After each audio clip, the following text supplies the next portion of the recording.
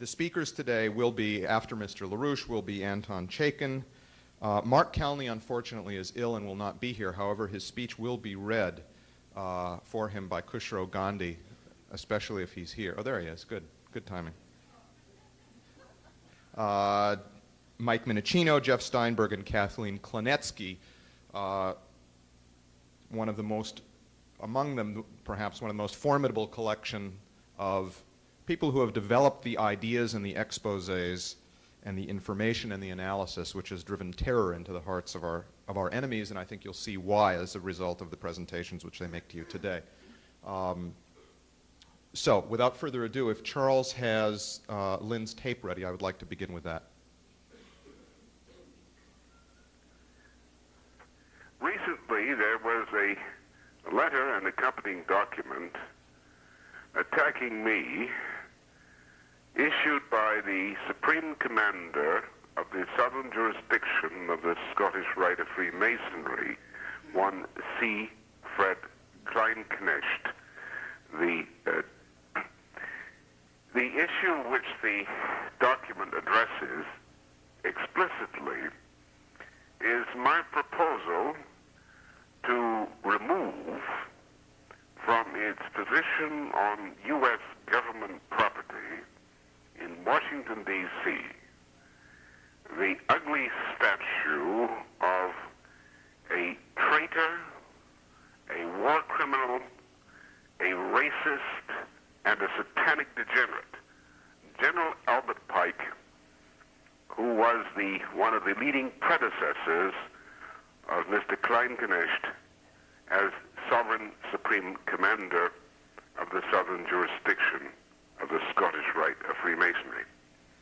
Moreover, Mr. Pike, General Pike as he's sometimes called, is the author of a book called Morals and Dogma, which by many members of the Scottish Rite in the United States is considered a virtual Bible, or at least the anti-Bible of that section of Freemasonry. And that book, Morals and Dogma, is a book consistent with the satanic religious beliefs explicitly adopted and advocated by General Pike. General Pike, of course, was the founder of the Ku Klux Klan. That is not disputable on the basis of the evidence in hand, though Mr. Kleinknecht proposes dispute it. What I wish to do here at this moment is to identify the nature of the core or characteristic issue at stake between me and the fellow who has engaged me publicly for this debate, Sovereign Supreme Commander C. Fred Kleinknecht. As the letters of Albert Pike to Giuseppe Mazzini illustrate the point, Pike, like Mazzini, was a Satanist, and like Mazzini, was an instrument of a circle in London headed or associated prominently with Lord Palmerston, the author of Opium Wars Against China, among his other virtues. The object of Pike's endeavor, and that of Palmerston and also Mazzini, was to destroy the United States, a continuing commitment since our War of Independence to destroy the United States, this time by means of fomenting a division of the nation between one part of the nation controlled by the southern jurisdiction of the Scottish Rite and other parts of the nation. This conspiracy of traitors, and they were all in the leadership, conscious traitors to the United States, that is, agents acting as agents of a Britain which used them in an effort called the Civil War or the Secession to destroy the United States by dismembering it and thus making the entire Western Hemisphere virtually a colony of the British Empire. So these people were not honest rebels, they were traitors. This party party of treason was born in the Tory British sympathizers of the period of the American War of Independence. And because of a treaty arrangement, these people who were traitors, in effect, to the United States then, stayed behind in large part and formed what became the Scottish Rite of Freemasonry in its modern form within the United States. They were famous as the slave traders. They were famous as the partners of the British East India Company, i.e. Lord Palmerston's Britain, in running opium principally into China. The Lowell family, for example, which George Bundy is descended, was part of this gang of treasonously inclined opium traders. They were the Perkins Syndicate of Salem, Massachusetts, which a lot of the Massachusetts blue blood families, so-called, were derived their wealth from. And they were also part of the Russell Syndicate out of Russell and Company in Connecticut. The Russell and Company, which is the controlling interest from then, early in the 19th century, to the present day, at Yale University, which gave us, of course, such things as George Bush. And these people were notorious in 1814 as having been part of the British agent Burr's conspiracy to destroy the United States. They were part of what was called the Hartford Convention of 1814, a conspiracy by traitors to the United States, and they were outright traitors, to destroy the United States.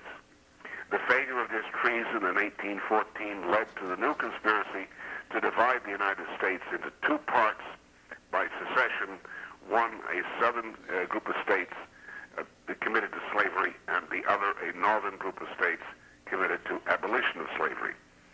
Though the northerners, such as the Lowell family of George Bundy's ancestors, while objecting to slavery in Massachusetts, did not object to it in the South. In fact, they benefited greatly from the use of slave-produced cotton for the New England cotton mills, like Friedrich Engels, the scoundrel whose wealth was derived from the use of slave cotton in England.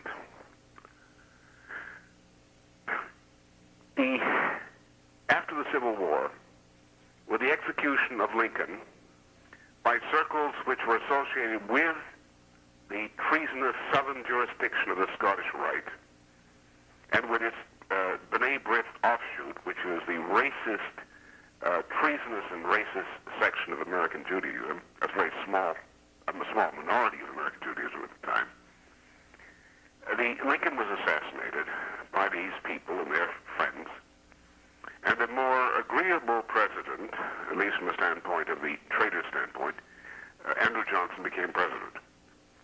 As a result of a number of developments leading into the election of such atrocities as Confederate sympathizers, Teddy Roosevelt, whose ideas were shaped by his uncle, a Confederate traitor, Bullock, and the Confederate president, that is the Confederate who became president, Woodrow Wilson, who, among other things, incidentally co-sponsored the founding or refounding of the Ku Klux Klan in 1915. This nation was gradually taken over by the same group of people, the same group of racist traitors who formed the Confederacy earlier. To this date, the internal history of the United States and the conflict in the United States position in the world as a ally of British imperialism and similar evil enterprises has been based on a takeover of more and more of the institutions of the United States by the circles associated with the leadership of the southern jurisdiction of the Scottish Rite of Freemasonry. These are the racists. These are the authors of the accomplices of those who set forth two world wars in this century. These are the people who committed all of the atrocities against the peoples of the Caribbean region of South and Central America from the United States. These are the people who have trampled upon our Constitution, who have trampled upon our economy by introducing things like the Federal Reserve System and so forth. these are the actual enemies of the United States, not because of, although each is accountable in his own person for what he does, the essence of the matter is this association of people who are in the tradition of Palmerston, Pike, and Mazzini in leading institutions in the United States, those who are in the tradition of the drug runners of the Perkins Syndicate and Russell Company today. So therefore, I'm very happy that C. Fred Kleinknecht has chosen to attack me so frequently and so violently by name, and to seek to mobilize all Freemasonic officers and through lodges throughout the country in the general mobilization against me. Because this indicates that the Freemasons recognize that we, those Freemasons in particular, recognize that we have become a significant threat to their power, chiefly by our raising during my presidential campaign with, together with the Reverend Bevel, the issue of the Pike statue. Either, if the statue comes down, that of course injures the interest of the southern jurisdiction of the Scottish Rite. No question about it. However, if the Scottish Rite, aided by its Anti-Defamation League agents, were to succeed in preventing our efforts to pull down the statue, this would result in a much greater damage to the Scottish Rite by the following means. Let me call your attention to a book which is fairly famous in military history, which contains an apt description of the foolish situation into which Mr. Kleinknecht has maneuvered himself recently. This book is by the great German strategist, military strategist, von Schlieffen, and its title is Cannae, and it deals not only with the Battle of Cannae, at which Hannibal defeated the Romans, but it deals with the principle of the theory of the flank in throughout military history, including an examination of the genius of one of America's greatest military figures, General William Tecumseh Sherman, who was the hammer that beat the Confederacy military force into a pulp on the anvil provided by Sherman's collaborator, General Grant.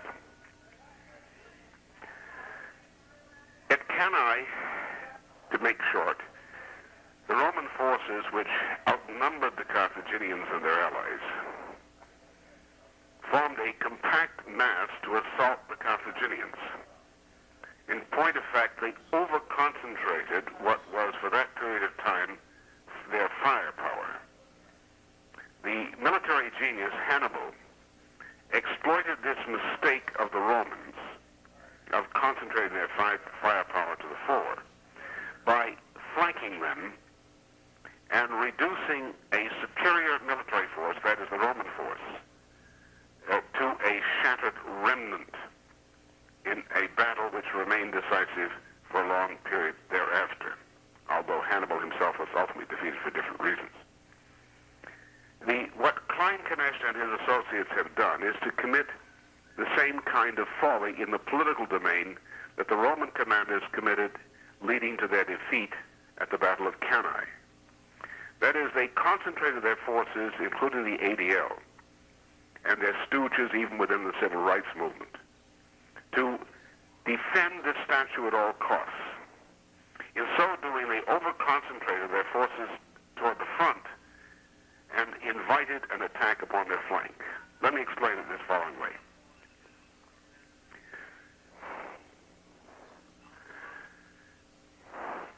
What they've done, instead of giving up the Pike statue, which they should have done from the standpoint of elementary military and analogous reasoning, is to stake everything on holding it. And that is one sure way in military circles to ensure one's own defeat, or the likelihood of one's own defeat. First, they put the ADL out there in front. They said, and they said explicitly, they were not going to come out and take me on publicly, but rather they were going to use their stooge, the Anti-Defamation League, which has always been a stooge of the treasonous section of the Scottish Rite in America. They were going to use the ADL to deal with this issue. Well, the ADL was in a pickle. Not only is Pike the founder and represents the spiritual essence of the Ku Klux Klan, both in its first and second incarnations, but the ADL itself, through the B'nai B'rith, was a co-founder of the original Ku Klux Klan, and the ADL in its own right was a participant in the second founding, or the second coming, of the Ku Klux Klan in 1915. There was a link between the two in the person of Simon Wolfe, who was a key intelligence operative for the B'nai B'rith, working with the assassins of Abraham Lincoln back during the 1860s, and the very same Simon Wolfe, who lived until the 1920s, who was instrumental in bringing about the founding of the second coming of the Ku Klux Klan with the sponsorship of Woodrow Wilson in 1915. So the ADL currently, which pretends to be anti-racist, although it is racist and has a racist philosophy, has been campaigning around the country using the disgust against the Ku Klux Klan as a basis for presenting itself, the ADL, as the major defender of American virtue against the Ku Klux Klan. Now, it was very foolish of the Scottish Rite to propose that this Anti-Defamation League, this ADL, which purportedly is attacking the Klan in every legislature in the country, should come out in Washington, D.C. and around the country in defense of the founder of the Klan, that racist, traitorous, satanic degenerate, General Albert Pike, or at least Pike's statue. So the ADL found itself in difficulty, and the ADL could not, therefore, politically carry out the job which the Scottish Rite headquarters had assigned to it. Thus, because of resolutions around the country, in city councils and so forth, demanding the pulling down of this statue, the Scottish Rite decided that it had to come out in its own name. One of the associated reasons for the sensitivity of the Scottish Rite at this time was the fact that last year, the Southern Baptist Convention entertained a motion to ban membership in the non-Christian satanic Scottish Rite from members of the Baptist congregations. The banning did not occur, however, a resolution was successfully passed which proposed an investigation of the matter, a series of hearings, so to speak, which may be pursuant to reconsidering a motion to ban the Scottish Rite. So the Scottish Rite is very sensitive, and since it has about an estimated 1 million of the members of the southern jurisdiction of the Scottish Rite are in the Baptist communion, thus there's a very grave threat to the power of the Scottish Rite, the backers of the drug pusher and scoundrel Oliver North of Iran-Contra notoriety. So my attack on the Scottish Rite's Pike at this time opened up a weak flank in the entirety of the treasonous cabal which it represents, the Confederate tradition which it represents. And therefore, we are now in a position to do the following. Klein, Klenetsky and Company have adopted the provably treasonous, satanic, degenerate Pike as their own. Not merely from the past as a matter of tradition, but they have adopted him as something which they have to defend today. They've defended his work, they defended his ideas, and thus they have identified themselves with those ideas which their own library identifies Pike as advocating. They've also identified themselves as defending or apologizing for the crimes which Pike committed while he was alive. And thus they have put the stain of treason, Pike's treason, the stain of Satanism, Pike's Satanism, and the stain of satanic degeneracy in general upon themselves as an organization until they shall repudiate it. In the meantime, the major campaign of the visible public campaign of the southern jurisdiction of the Scottish Rite since the 1940s has been to serve the cause of Satan exactly as General Pike advocated by attempting to destroy Christianity in the United States, while pretending to believe, of course, in the supreme being, just as Robespierre, the butcher of the French Revolution, professed his belief in the supreme being, and he was, of course, a Freemason, essentially the same philosophical origins as the southern jurisdiction. The way this was done was by a former Ku Klux Klan member, who was actually still secretly a member of the Ku Klux Klan, Chief Justice Hugo Black of the Supreme Court, who introduced and led in introducing measures leading to the so-called separation of church and state. In effect, these Freemasons got God out of the schools and got Satan or Lucifer in. And if you don't believe it, you can go to many a secondary school today and other ways and see it. You can see the insistence that homosexuality be taught as a mandatory course of instruction to first graders in various school systems around the world, around the country. And we see promotion of these same general directions and ideas by the Anti-Defamation League, a branch of the Scottish Rite, with its World of Difference program. It should also be noted that the Anti-Defamation League, like the Scottish Rite, publicly proclaims its commitment to this anti-Christian satanic campaign as part of its long-going, on-standing commitment. So what Klenetsky has done is he's put all his troops in concentration toward the front, all his firepower to the front to defend the statue of Pike. In so doing, he has shown his organizations to commitment to Pike, which permits those of us who are alert to take a leaf out of the book of Hannibal and attack the flanks of this organization, to expose it for what it is, or rather to point out what it has self-exposed itself publicly to be. This is not simply a quarrel with the southern jurisdiction, of course. This is our effort to get at, to uproot, to expose, and to weaken the pernicious, the treasonous, the satanic influence which the institution of the Confederacy, called the southern jurisdiction of the Scottish Rite, has had to the present day in shaping the United States. Thank you very much.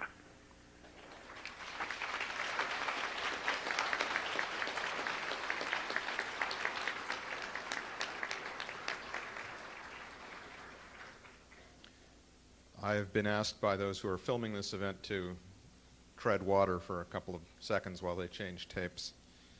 So I'll use the occasion to point out that Lynn, as usual, is good to his word. He spoke 20 minutes.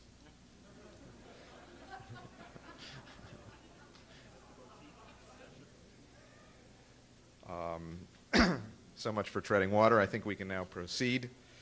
Our next speaker, Anton Chaikin, known to most of us as Tony Chaikin, is considered by some, or known perhaps best to some, as a historian and investigative journalist, the author of Treason in America and co-author with Webster Tarpley of George Bush, the unauthorized biography. In fact, it is believed by some that that book alone has struck fear into the hearts of many potential presidents of the United States, and they're terrified and have rejected the office because they fear the biography that may be written about them by Tony and Webster. There are no indications that Lynn is concerned. But these are really not the principal attributes of Anton Chaikin. I really think that the most important thing that people need to know about him is that we are standing or seated before an accused statue climber.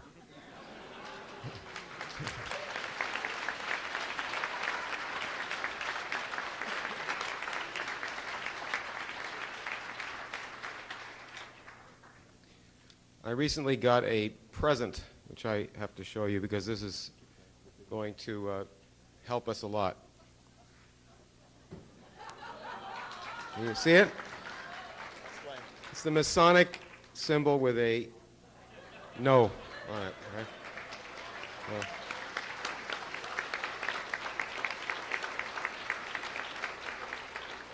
I think this is probably illegal on television, so if they show this, we'll probably have to take it off.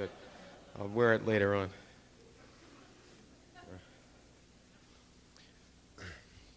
The master of Italian Freemasonry and terrorism, Giuseppe Mazzini, supposedly wrote a letter in 1870 to Masonic chief and KKK founder Albert Pike. The subject was how to coordinate world Freemasonry from the top. And it includes these words, quote, "We must create a supreme right which shall remain secret, into which shall be called those Masons of high degree whom we shall select. Vis-a-vis the other brothers of the Masonry, we must demand utter secrecy. Through this supreme right, we shall govern the Masonry, which will thus become the international center, all the more powerful that its leadership shall be unknown." The anti-Mason Margiotta wrote that this super-Masonry was in fact created with directorates in North America, Uruguay, Naples, and Calcutta. And Albert Pike supposedly wrote a letter to Mazzini in 1871 proposing that they provoke a, quote, "formidable social cataclysm for the purpose of conquering atheistic communism and Christianity by making them exterminate each other," unquote, which would lead to the desired satanic despotism. It is also alleged that in 1889, Pike told higher Masons to worship Lucifer in preference to the other god whose power balances Lucifer. The Scottish Rite Masons themselves present these particular Mazzini and Pike formulations to the public and deny them as forgeries. The British Museum has said carefully that, quote, "A search of the indexes of our catalogues has failed to disclose any letter in the Department of Manuscripts from Albert Pike to Mazzini," unquote. Justice will one day bring us direct physical access to their archives and to any surviving incriminating writings. But we can demonstrate from their acknowledged writings and from historical facts that even if these quotes are forged, they represent exactly the thought and the actions of Pike and Mazzini. Pike wrote the following in his book, Morals and Dogma, writing about top-down organization, quote, "The blue, or lower, degrees are but the outer court of the temple. Part of the symbols are displayed there to the initiate, but he is intentionally misled by false interpretations. It is not intended that he shall understand them, but it is intended that he shall imagine he understands them. Their true explication is reserved for the adepts, the princes of Masonry," unquote. Now, writing about the satanic balance, Pike wrote, quote, "Manus, founder of the Manichaeans, who had lived and been distinguished among the Persian Magi, profited by the doctrines of Scythianus, a Kabbalist of the times of the apostles. Manus taught that there are two gods, one of good and the other of evil, each independent, eternal, chief of a distinct empire. The evil god, Satan, is the genius of matter alone. The supreme being, that is the other god, was too pure to come in immediate contact with matter.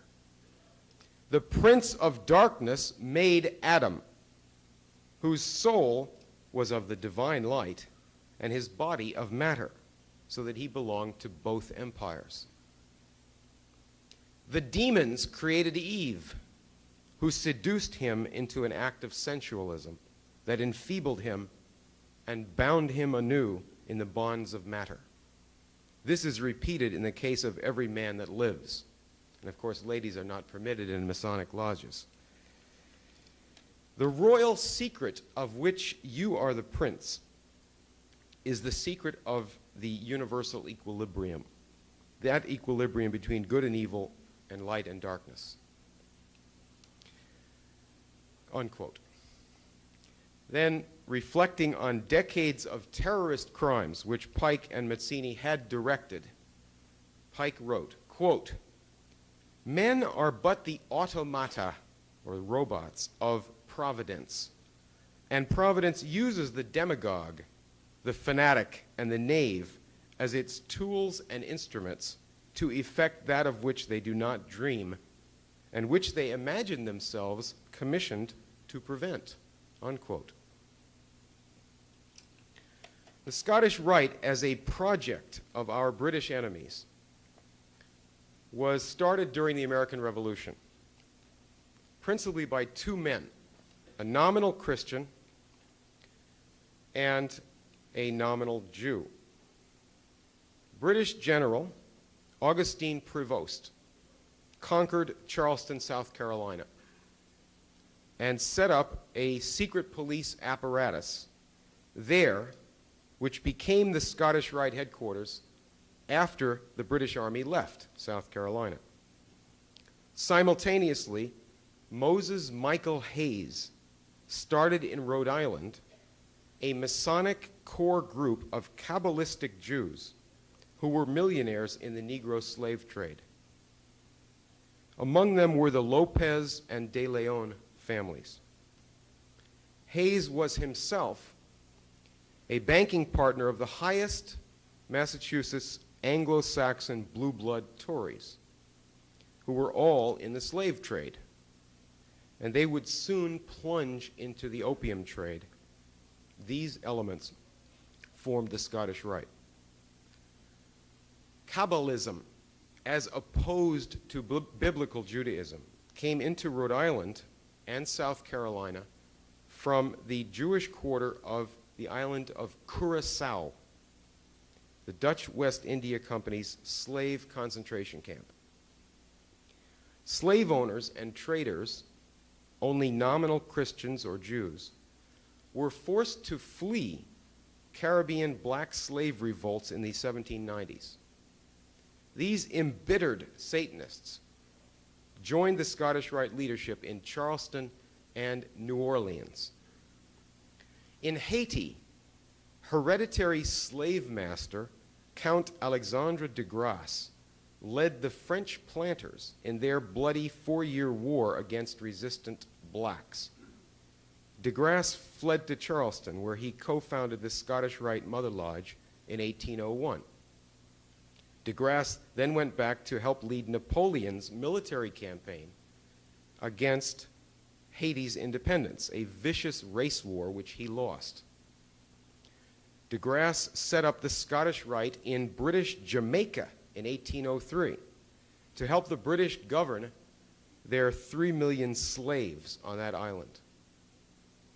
Under Napoleon in 1804, this genocidalist De Grasse created a Supreme Council for France.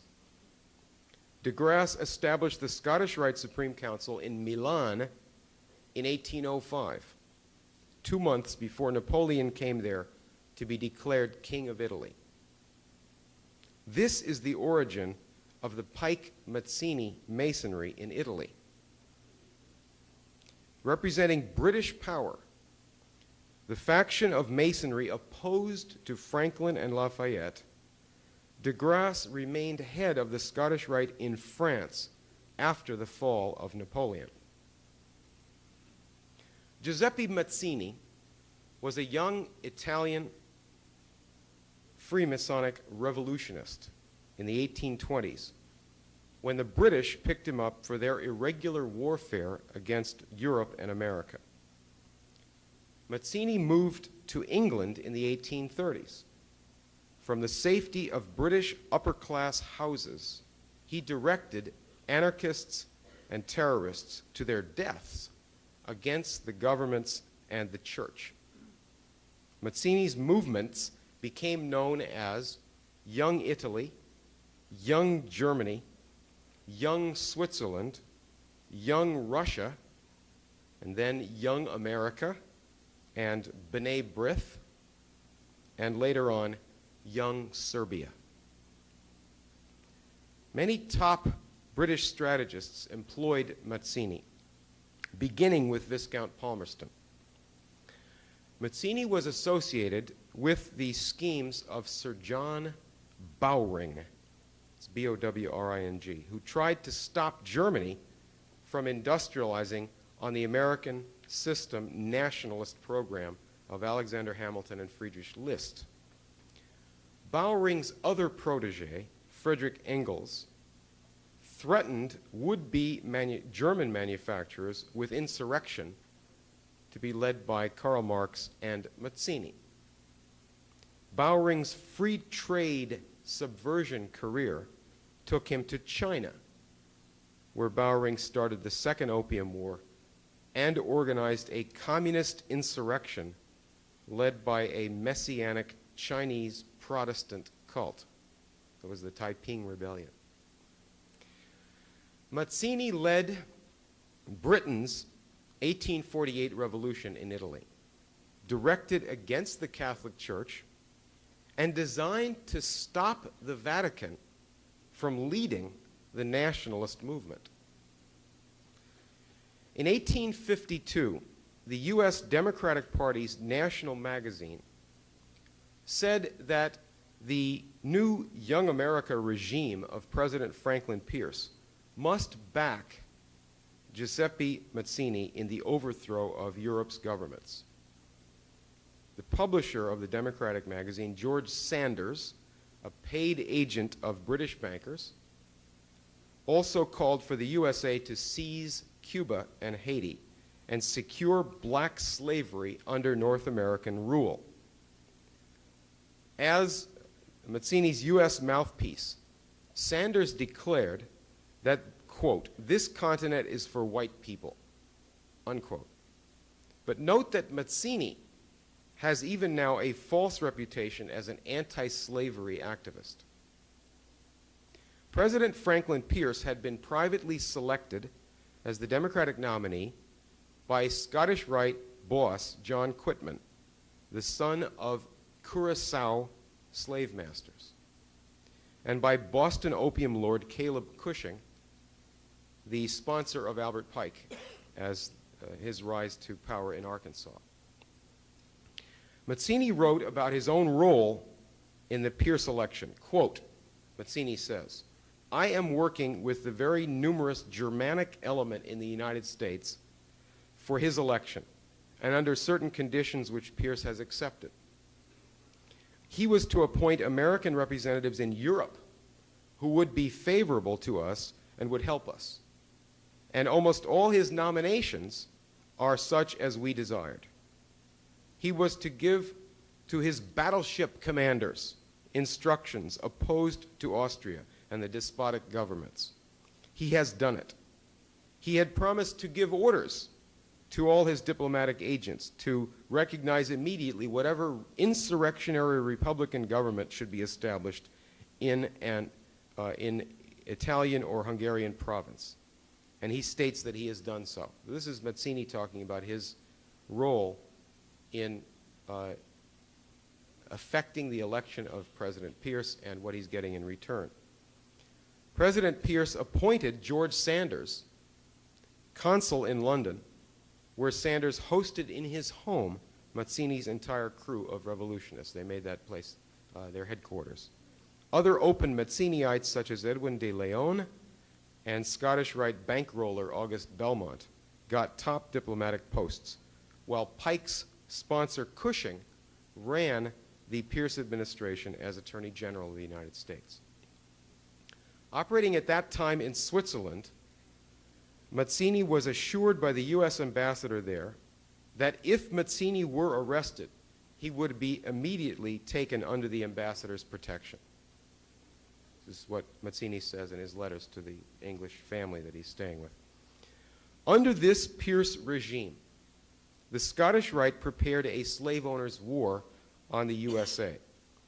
Quitman sent the new Scottish Rite member Albert Pike to live in Louisiana in 1855. Pike developed the New Orleans base of the anti-Catholic, anti-black terrorist group, the Knights of the Golden Circle. Pike worked with Caribbean Jewish Kabbalist Judah Benjamin and the strange British agent Catholics who would pave the way for the introduction of Mazzini's Mafia in New Orleans. Within the overall movement to unify Italy, Mazzini worked to create new instruments for crime and covert dictatorship. In 1860, Mazzini sent just 1,000 red shirts under General Garibaldi to invade Sicily. Sicily was then ruled by Bourbon royalty. Now, how did such a small force succeed? These Sicilian mafia, by then ruled by Mazzini's command, crippled the government's response from within Sicily. But to make sure, the British Navy moved into position to protect the landing of the 2 ships that were sent down from Genoa. And Sicily was conquered. That same year, with Albert Pike as commander, in 1860, the Scottish Rite marshaled the slave owners' political leaders, secured the backing of British bankers Rothschild and Baring, and launched the secession of the U.S. South. The 1850s Mazziniite regime of Franklin Pierce now became the 1860s insurrectionary government. Pierce's Secretary of War, Jefferson Davis, was the Confederate president. Judah Benjamin, as Confederate Secretary of State, directed the Scottish Rite espionage networks, with George Sanders and Edwin de Leon running on British funds between Canada and Europe. While British shipyards built cruisers for the Confederacy to sink the U.S. merchant marine, pro-Confederate English politicians got Mazzini's main public spokesman, Sir James Stansfeld, appointed Lord of the Admiralty. This is in the middle of the American Civil War. The United States won the Civil War, but its nationalist president, Abraham Lincoln, was murdered by the Pike-Benjamin Secret Service. At Ford's Theater, where John Wilkes Booth shot Lincoln, the National Park Service displays a decoding sheet found by the police in Booth's trunk and a matching coding device found in the office of Judah Benjamin. Albert Pike was hiding in British Canada, wanted for treason by this country, when the new Masonic president, Andrew Johnson, issued him a pardon. The nationalist leader of the U.S. Congress, Thaddeus Stevens, a fierce opponent of Freemasonry, launched Reconstruction to overthrow the Southern oligarchy and to ensure rights to the blacks newly freed from slavery. Albert Pike restarted the terrorist Knights of the Golden Circle, calling it the Knights of the Ku Klux Klan, which fought Reconstruction with satanic costumes and rituals and murders. The Scottish Rite, the home base of their home base in South Carolina, was conquered by General Sherman, and it remained for years under a regime of talented and patriotic black leaders. This is after the Civil War, including Amelia Robinson's great uncle, U.S. Congressman Robert Smalls. In the late 1870s, the Pike KKK forces ran phony scandals to overthrow these black leaders, corruption scandals. The former slave owners then seized control of South Carolina. And I have seen on display in Charleston the startling Mazziniite red shirt uniforms that these vigilante forces wore when they lynched and tortured and shot their way back into power in South Carolina. Thus, Mazzini and Pike corresponded. Mazzini created the secret Propaganda Uno Lodge, which ruled Italy for many decades. Pike and Mazzini co-founded the Scottish Rite organizations of Latin America. Mazzini's mafia spread into New Orleans.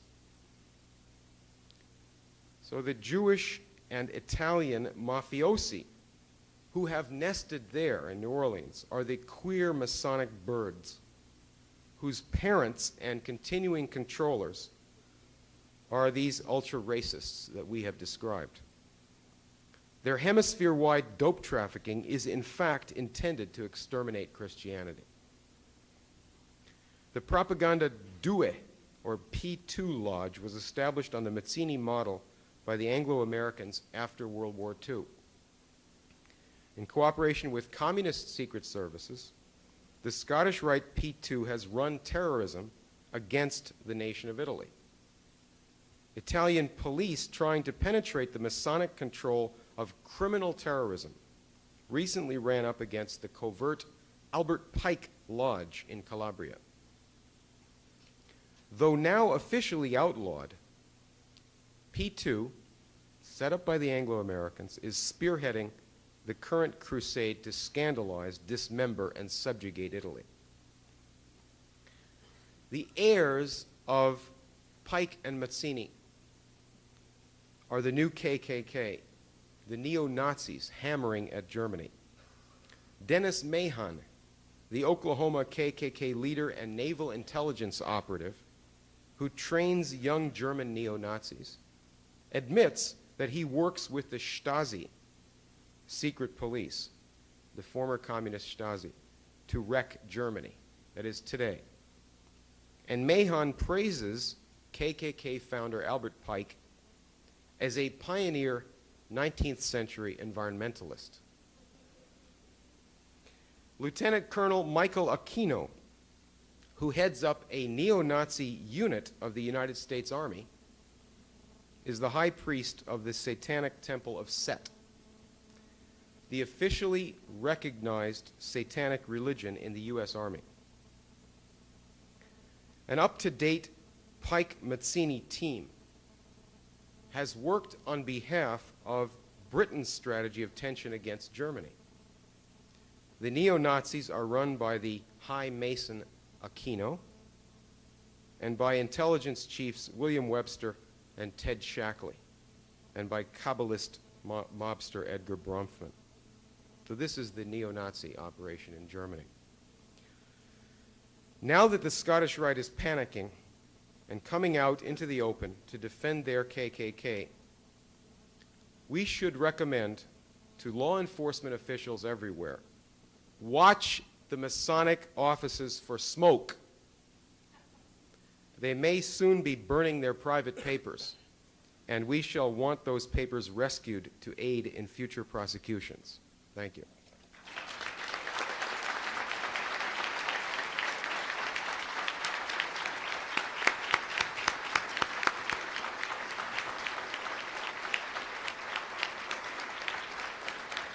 Thank you, Tony. As you can see, a completely unrepentant statue climber. Our next presentation is from Mark Calney. Mark is not with us today. He is sick. Many of you know him as a researcher and author. He has written a recent New Federalist series of articles on the subject of today's presentation, which is D.W. Griffith's Birth of a Nation, Hollywood and the KKK. Mark's paper will be read for us by Kushro Gandhi.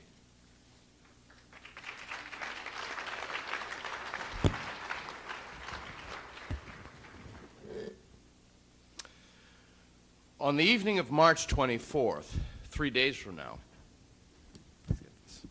PBS television will premiere a documentary entitled D.W. Griffith, Father of Film. The highlight of this fawning tribute to Griffith is his film Birth of a Nation. This is occurring at the same time that a fight has broken out, led by the NAACP, to prevent the U.S. Library of Congress from placing Birth of a Nation into its prestigious National Film Registry. NAACP Chairman Gibson has recently stated, quote, "We do not believe in censorship and therefore accept the idea of preserving this film for future scholars, historians, and educators. We feel the film can be preserved, however, without adding it to the National Film Registry or cloaking it in any mantle of distinction or honor. Those who view this D.W. Griffith work must be fully aware of what this film was and what it was meant to be, a distorted, dishonest propaganda recruiting vehicle for the Ku Klux Klan members and sympathizers." The release of Griffith's 1915 motion picture, Birth of a Nation, originally entitled The Klansman, was that vehicle which created two closely related phenomena. First, a revival of the Ku Klux Klan as a mass-based organization in the United States. And second, the establishment of Hollywood as the new Babylon of modern culture. Hollywood as an institution did not begin as an innocent collection of artsy filmmakers, but that somehow was taken over and corrupted in recent times.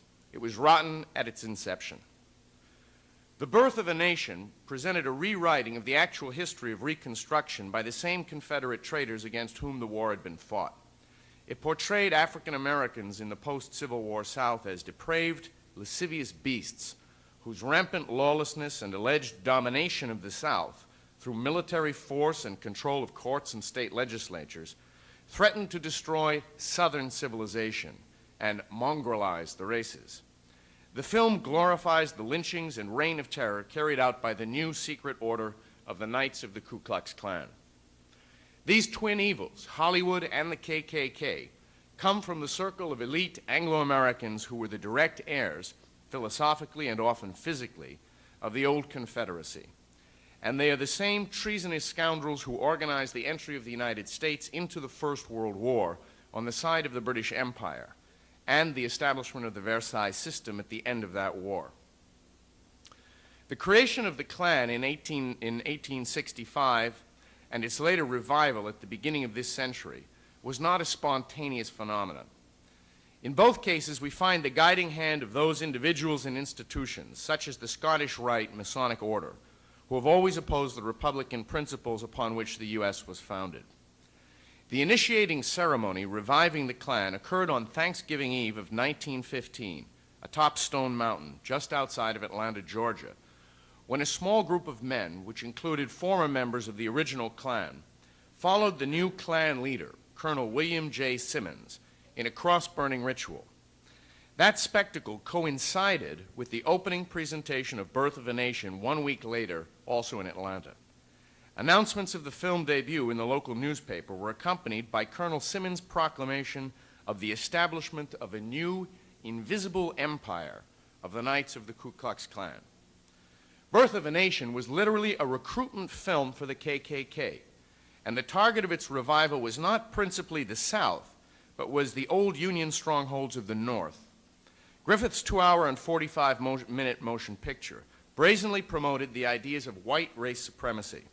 This dovetailed with the ongoing British Empire campaign of eugenics, the so-called race science, which found its most enthusiastic sponsors among such Anglo-American financiers as John D. Rockefeller and Averell Harriman. The central theme of Anglo-Saxon supremacy was the vehicle used to recruit large numbers of members into the Klan. Give the transparency. By 1923, the high water mark of Klan recruitment, the Klan's active membership was estimated at 1.5 million. The total number of members enrolled from 1915 to 1944 has been estimated at over 2 million.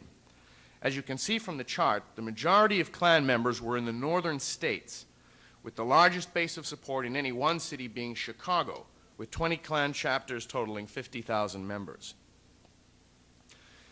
D.W. Griffith's film, Birth of a Nation, was based on a 1905 book written by Thomas Dixon, Jr., titled The Klansman, an historic romance of the Ku Klux Klan. and which he dedicated to the memory of a Scottish-Irish leader, this is a quote, of the South, my uncle, Colonel Leroy McTee, Grand Titan of the Ku Klux Klan. Dixon considered himself the great defender of the Anglo-Saxon race, claiming that the beginning of Negro equality is the beginning of the end of this nation's life. Dixon was born in Shelby, North Carolina in 1864. In the 1880s, Dixon attended Johns Hopkins University, and while there became a close friend of another Southerner, a Virginian by the name of Woodrow Wilson, who would play an important role in the future of Birth of a Nation. It was as a Baptist minister that Dixon first achieved fame. He formed a non-denominational People's Church in downtown Manhattan, where he first caught the eye of John D. Rockefeller, who talked of building him a great tabernacle.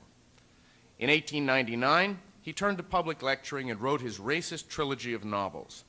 The first, The Leopard's Spots, subtitled A Romance of the White Man's Burden, 1865 to 1900, was written in 1902 and concluded that peace could only be achieved through separation of the races. Dixon submitted his manuscript of Leopard's Spots for publication to an old friend from North Carolina, Walter Hines Page, who had become the co-owner of the New York publishing firm of Doubleday, Page & Company. A virulent Confederate Anglophile who as a child had witnessed Sherman's army march past his North Carolina home, Page later became U.S. ambassador to Great Britain under President Woodrow Wilson and played a critical role in organizing American entry into World War I on the side of the British. Page eagerly published Dixon's book, which sold more than 100,000 copies in the first 3 months of its release. The publication of The Klansman in 1905 outsold Dixon's first 2 books and was produced as a play. In 1906, Dixon's other novel, The One Woman, was rewritten by him as a play, and he asked then little-known actor to perform the lead role, D.W. Griffith.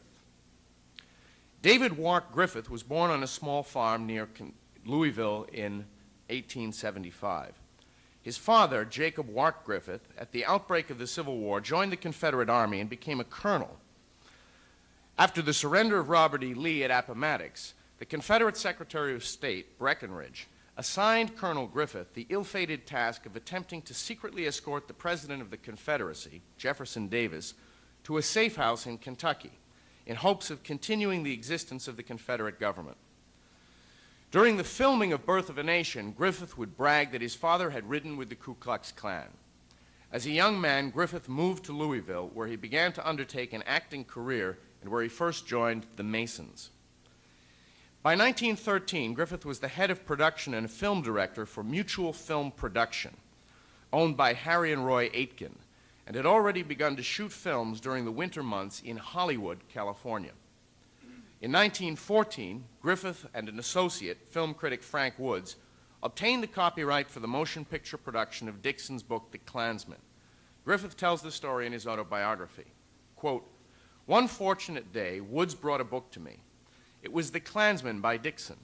I skipped quickly through the book until I got to the part about the Klansman, who, according to no less than Woodrow Wilson, ran to the rescue of the downtrodden South after the Civil War. I could just see these Klansmen in a movie with their white robes flying." Unquote. In addition to hiring the Reverend Dixon to help draft the script, Griffith drew heavily on Woodrow Wilson's A History of the American People for the written dialogue of the movie.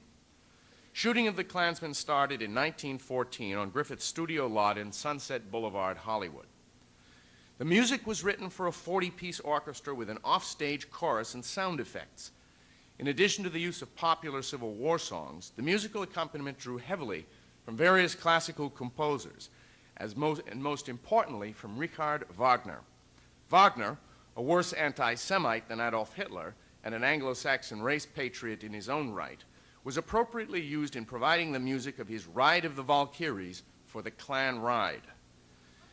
The official premiere of Griffith's Klansman took place on February 8, 1915 in Los Angeles. The opening, however, was not greeted with open arms by all. The small local chapter of the Los Angeles NAACP had gone into court in an attempt to obtain an injunction against the film. The legal argument employed, which was to be used subsequently by other NAACPs around the nation, was on the grounds that exhibiting the film would be a threat to public safety by heightening racial tensions and would incite violence and possible rioting. The NAACP was not successful. Less than 2 weeks after its LA premiere, The Klansman was to open in New York City. After a private showing to a select group in New York, including Dixon, it was decided to rename the film Birth of a Nation. However, simply changing the name in Griffith's cinematic bottle of poison was not deemed adequate by the film's creators to stave off the expected adverse public reaction to such an explicit display of Confederate treason. Therefore, it was decided that before the film's public opening, it would be wise to garner endorsements for the film by some of America's more respectable establishment figures. Thinking big, Mr. Griffith and his KKK roadshow headed south for Washington. Dixon wrote a letter to his old friend from Johns Hopkins University, now President Woodrow Wilson, requesting a half-hour interview, which the president granted.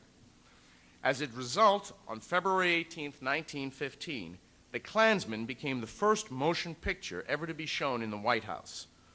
Wilson's comment after viewing the film was, quote, "It is like writing history with lightning, and my only regret is that it is all so terribly true," unquote. This quote was quickly put into general circulation to promote the picture. Then it was on to the U.S. Supreme Court, where Reverend Dixon, during a private meeting, discovered that the Chief Justice of the Supreme Court, Edward White, had been a member of the old Ku Klux Klan. White and other Supreme Court justices, as well as select congressmen and others, attended again a private showing of Birth of a Nation.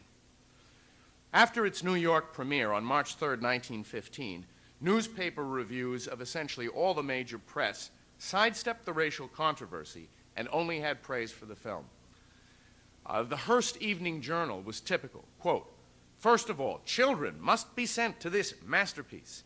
Any parent who neglects this advice is committing an educational offense, for no film has ever produced more educational points than Griffith's latest achievement," unquote.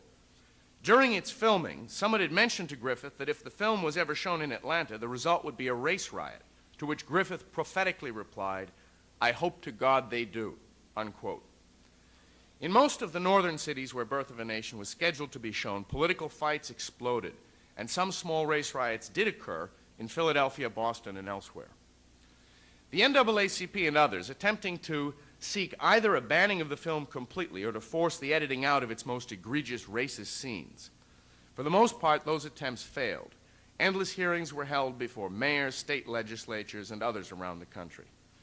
The hearings became public platforms for the pro-Griffith lobby to pronounce the alleged virtues of eugenics and racial purification. Griffith's lawyer, Martin Littleton, told New York City Mayor Mitchell that the film was, quote, "a protest against the mongrel mixture of black and white," unquote. Griffith would insist until his dying day that Birth of a Nation was the gospel truth.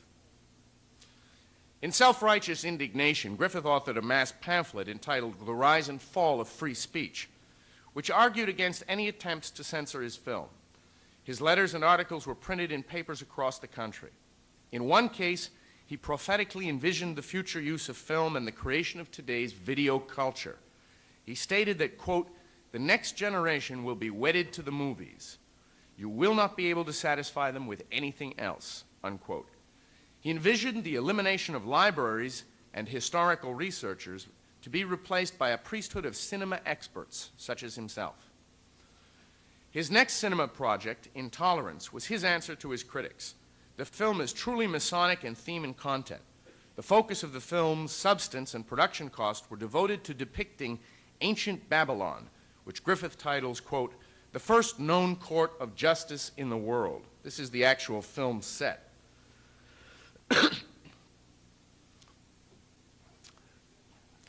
Birth of a Nation, however, was a monumental box office smash, unlike Intolerance, which flopped. And as one of the actresses, Lillian Gish, later stated in an interview, quote, "they lost track of the money it was making.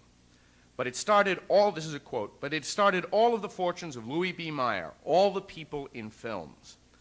At a time when the average entrance fee to a movie theater was 15 cents, the cost of Birth of a Nation was $2. In some cities, it ran continuously for almost a year. At one point, there were 28 companies touring the film throughout the world. Estimates of the total box office take vary anywhere from $50 to $100 million, though production costs were less than $100,000. It became apparent to all that there were big profits to be made in motion pictures. So the floodgates opened and money poured into Hollywood. Felix Kahn, one of the earliest investors in Birth of a Nation, sold his large New York theater to Paramount and became a member of its board of directors. Through Felix Kahn, Paramount owner Adolf Zukor met his brother Otto Kahn, a partner in the Warburg financial firm of Kuhn Loeb. By 1919, Zukor had arranged a $10 million loan from Kuhn Loeb and had launched the Paramount film empire. Warner Brothers became a major studio with the 1925 investment of Goldman Sachs. The man who became the movie mogul of Columbia Pictures, Harry Cohn, was a notorious and ardent supporter of Italian fascist dictator Benito Mussolini. Cohn made a documentary of Il Duce, and after visiting him in Rome, returned to Hollywood where he decorated his office to match that of the Italian dictators. He kept a photograph of Mussolini on his desk even through World War II. Harry Cohn was not the only member of the Mussolini Hollywood fan club. In 1924, on his return from Italy, Griffith told the New York press, quote, "Mussolini is a great man. With the allegiance of youth behind him, he could do great things. Who knows but that he may be a Napoleon who'll sweep the world. I believe that anything may happen as a result of this fascism. I should like to put into a film the remarkable spirit of the fascisti," unquote. Not long after the re-election of Woodrow Wilson in 1916, Griffith was summoned by Wilson to the White House and asked to go to Europe to produce a propaganda film supporting the British and French cause against the Germans. A meeting was arranged for Griffith with then Prime Minister David Lloyd George of Britain, at which the Prime Minister informed Griffith that, quote, he had the greatest power in his hands for the control of men's minds that the world had ever seen, unquote, and that he should undertake Winston Churchill's idea for a film scenario promoting the war effort. Quote, I want you to go to work for France and England and make up Americans' mind to go to war with us. Griffith readily accepted, and with the financial backing of the French and British, proceeded to produce a film called Hearts of the World, a propaganda film. On April 16th, the United States joined the British Empire and declared war on Germany. The film's portrayal of the German Huns as beasts, not unlike his portrayal of blacks in Birth of a Nation, would have an effect in shaping the post-war climate of the Versailles Treaty. The high point of Griffith's tour in Britain was a formal audience at Buckingham Palace with the Queen and Queen Mother. In his autobiography, he said, quote, now I was going to meet the queens. Filled with dreams, I was determined to make an impression on these ladies, one they would never forget. In fact, I was mentally already in the bosom of the royal family. Not long after his return to Hollywood, Griffith established United Artists in 1919 with Charlie Chaplin, Douglas Fairbanks, and Mary Pickford. The film studio which was to dominate Hollywood began as a result of Birth of a Nation. In 1915, Louis Mayer ran a distributorship for a small string of theaters in Massachusetts. As Birth of a Nation was about to start, he arranged a deal to distribute the film for a roughly 50-50 split of the box office receipts. In that single deal, Mayer made well over $500,000. And with that money, Mayer went on to ultimately found the mother of all Hollywood studios, Metro-Goldwyn-Mayer.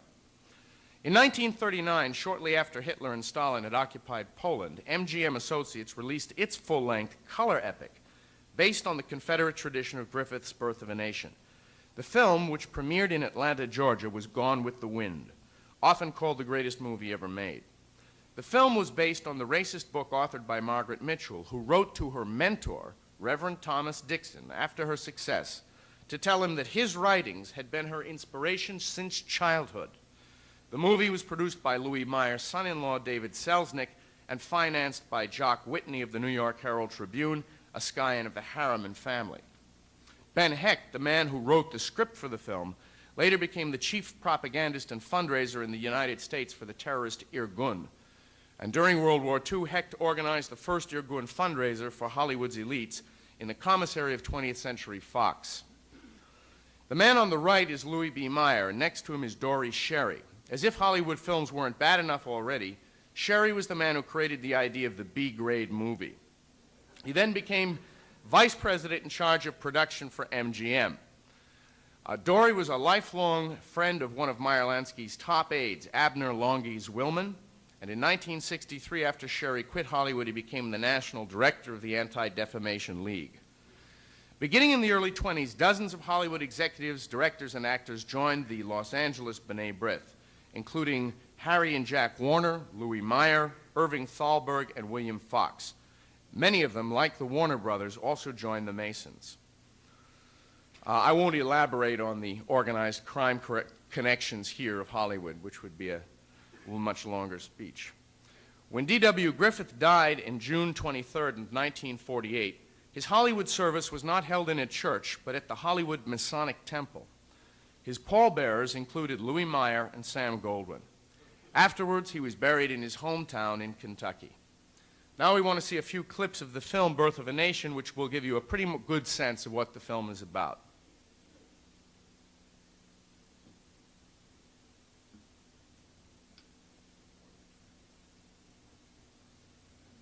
If there's...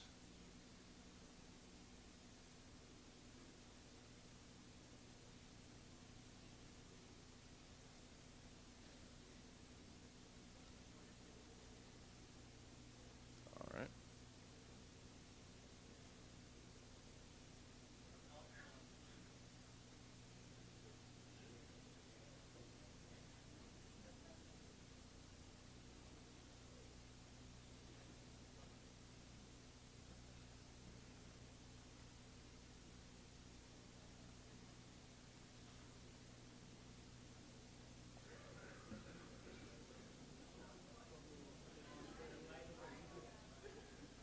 Lights.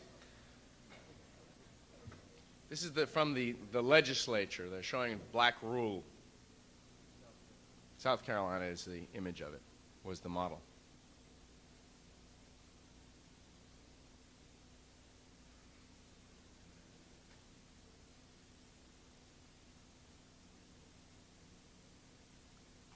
Of course, in this, you can't hear the music in the background.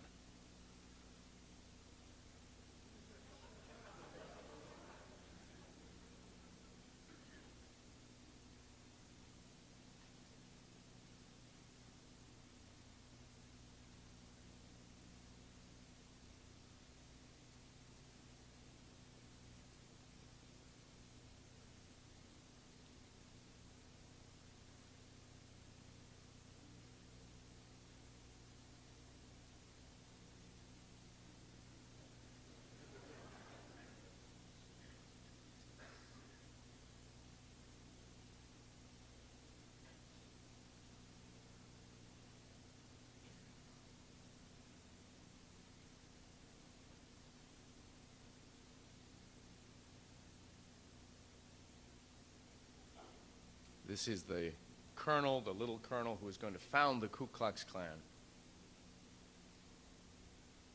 And this is where he gets his inspiration. These two little white children, they put a sheet over their head.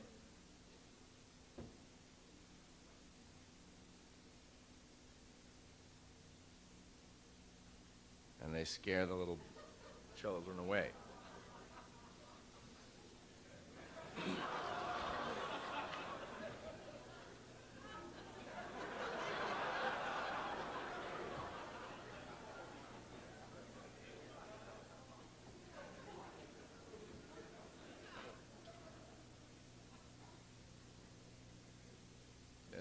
This is a lynching.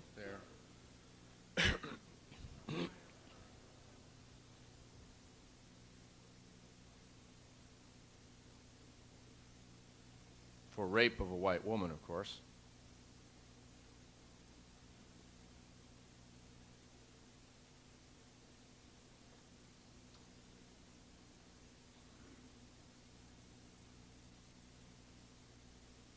Quick trial.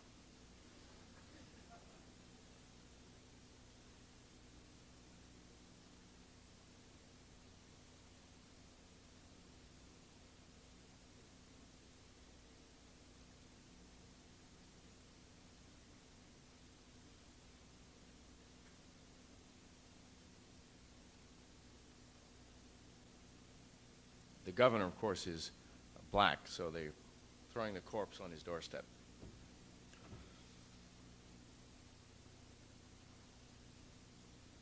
This is the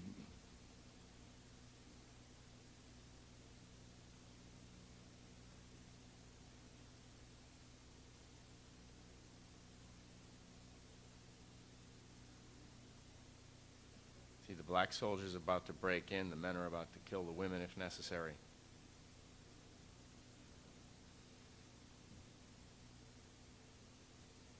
This is the famous Klan ride from the movie. The music for this is the Ride of the Valkyries, which you can't hear. They're coming in to save the day.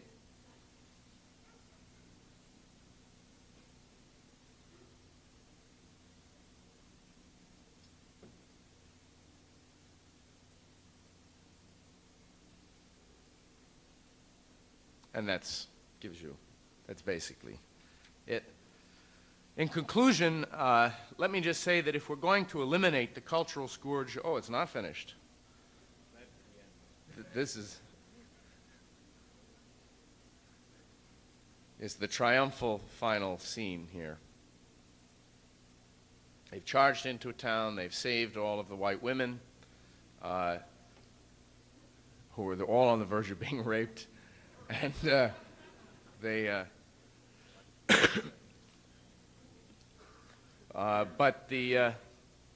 if we're going to eliminate the cultural scourge of Hollywood with all its sordid collection of pimps, whores, and criminals, it will not be done by simply boycotting your local video store or television set. This year marks the 80th anniversary of the founding of two of the most treasonous institutions in the United States, the Federal Reserve Bank and the Anti-Defamation League. Let us work to ensure that 1993 witnessed the demise of these twin evils. If we do that, the fall of Hollywood will not be far behind, and we can return the handiwork of D.W. Griffith back to the ground of its old Kentucky home.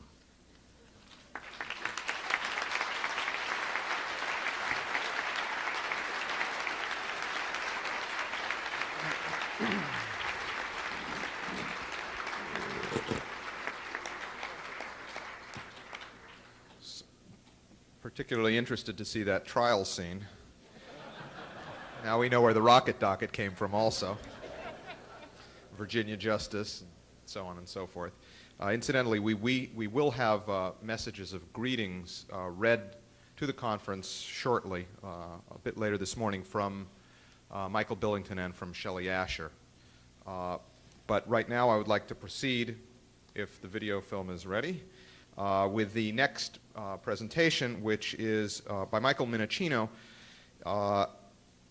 Mike has been the author of numerous studies on the subject of the Tavistock going back to 1974, studies on the Frankfurt School, and they've been printed in the New Federalist and upcoming publications as well. An article on political correctness recently printed in Fidelio magazine, and so on. The subject of Mike's presentation today is the Frankfurt School and its demonic influence on modern culture, which you already know a little bit about.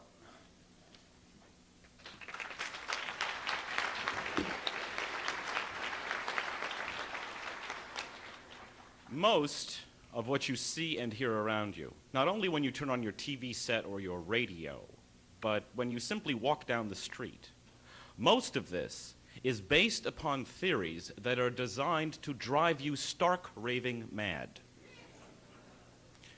Today, American culture is dominated by a group of theories which can be usefully lumped together under the term postmodernism. These include all manner of so-called political correctness, multiculturalism, Afrocentrism, post-structuralism, deconstruction, different, often hostile ideologies. But they all share a core philosophy. Stripped of the jargon, postmodernism is really very old stuff and can be traced to the racist ideology of Aristotle.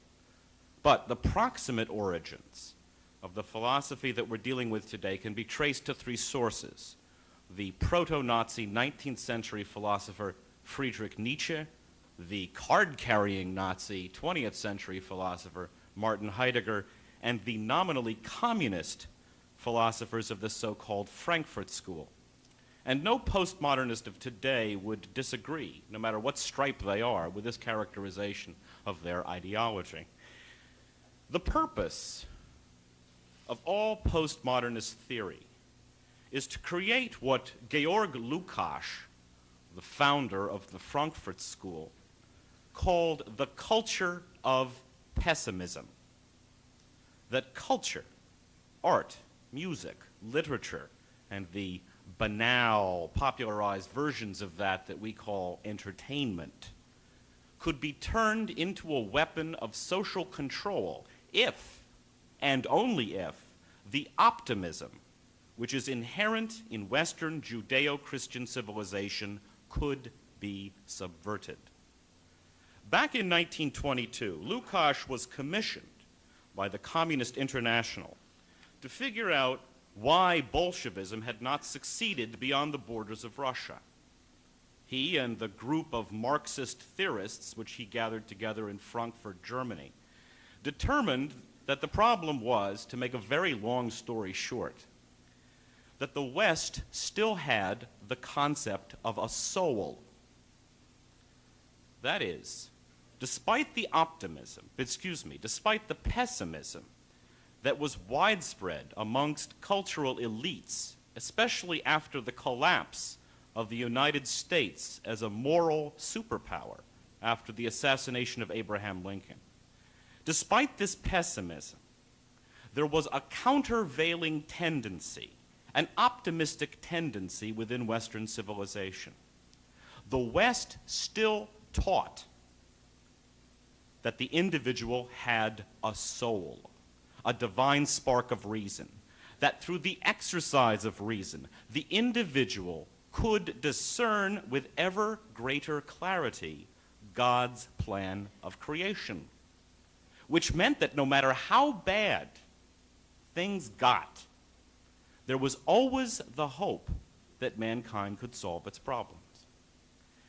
Now, the Frankfurt School determined that this optimism could not stand if there were to be revolution in the West. As Lukács, the founder of the Frankfurt School, wrote at the time, people must become convinced that they live in a world that has been abandoned by God, and that their only hope is revolution.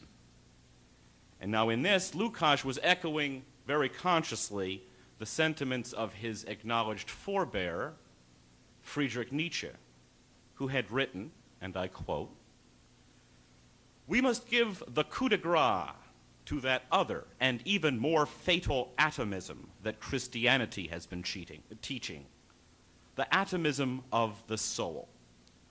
Let us be permitted to use that term to denote the belief that regards the soul as something ineradicable, eternal, indivisible, as a monad. That belief must be thrown out of science," unquote. Now, Nietzsche's specification of Leibniz's concept of the monad is crucial here. For all postmodernist theory, from Nietzsche on, depends absolutely on the denial of the individual sovereign power of creative reason, as discussed by Leibniz. Now, the Frankfurt School and its collaborators determined that the easiest angle of attack was on the highest expressions of Judeo-Christian culture itself. New theories had to be created to radically redefine art in such a way as to prove that science in art was not possible. That the basic technologies that had been developed so that art might embody the soaring aspirations of mankind were merely outdated bourgeois niceties. For instance, the very basic stuff, that the concept of the narrative, that art has a story to tell, was obsolete. That figuration and perspective, the breakthrough by which an artist can bring us into the space of a painting, was obsolete. That tonality and the lawful development in music or poetry was obsolete. These theories were developed, and they are the operant theories of art today. These theories are the single reason why most of you in this audience can look at an example of modern art, modern music, modern poetry, and say, that's silly, that's stupid. But all of the critics and most of the professors can respond, you poor, unsophisticated person. Don't you realize this is great art? And it's worth a lot more money than you'll ever see. Let me give you a little taste of how this operates. If we could have the lights down a bit and the slides.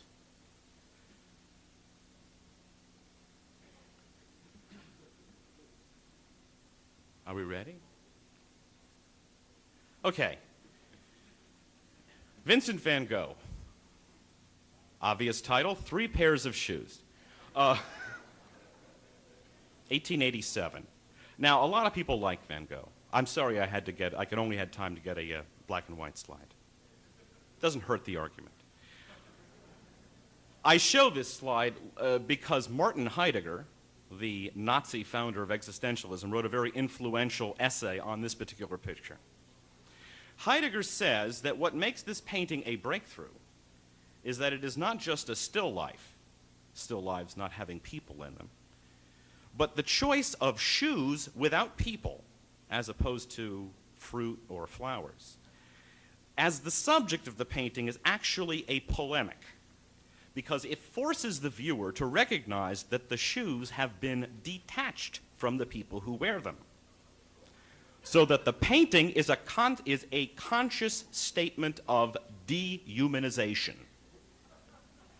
And because the painting is forcibly dehumanized, says Martin Heidegger, you have a better concept of the painting as an object of art, and the viewer, you, can understand more clearly your position as a member of dehumanized society. And Heidegger adds that this polemic is aided by the conscious degeneration of perspective here. Okay. It works. 20 years later, the narrative, which is still more or less there in the Van Gogh, is now almost gone. Perspective has more or less disappeared. The painting does not exist in your space. In fact, it doesn't even exist in your time. The figure in the bottom right corner is painted consciously in 2 different time frames. We have, with Picasso and his collaborators, the conscious primitivization of art, a reversal, a conscious reversal of centuries of development. 20 years later, you don't need to bother with the obsolete concepts of narrative, figuration, or perspective. Grade school geometry and color juxtaposition will suffice. 20 years later, you don't need more than one color. 20 years later, and the polemic takes its mature form.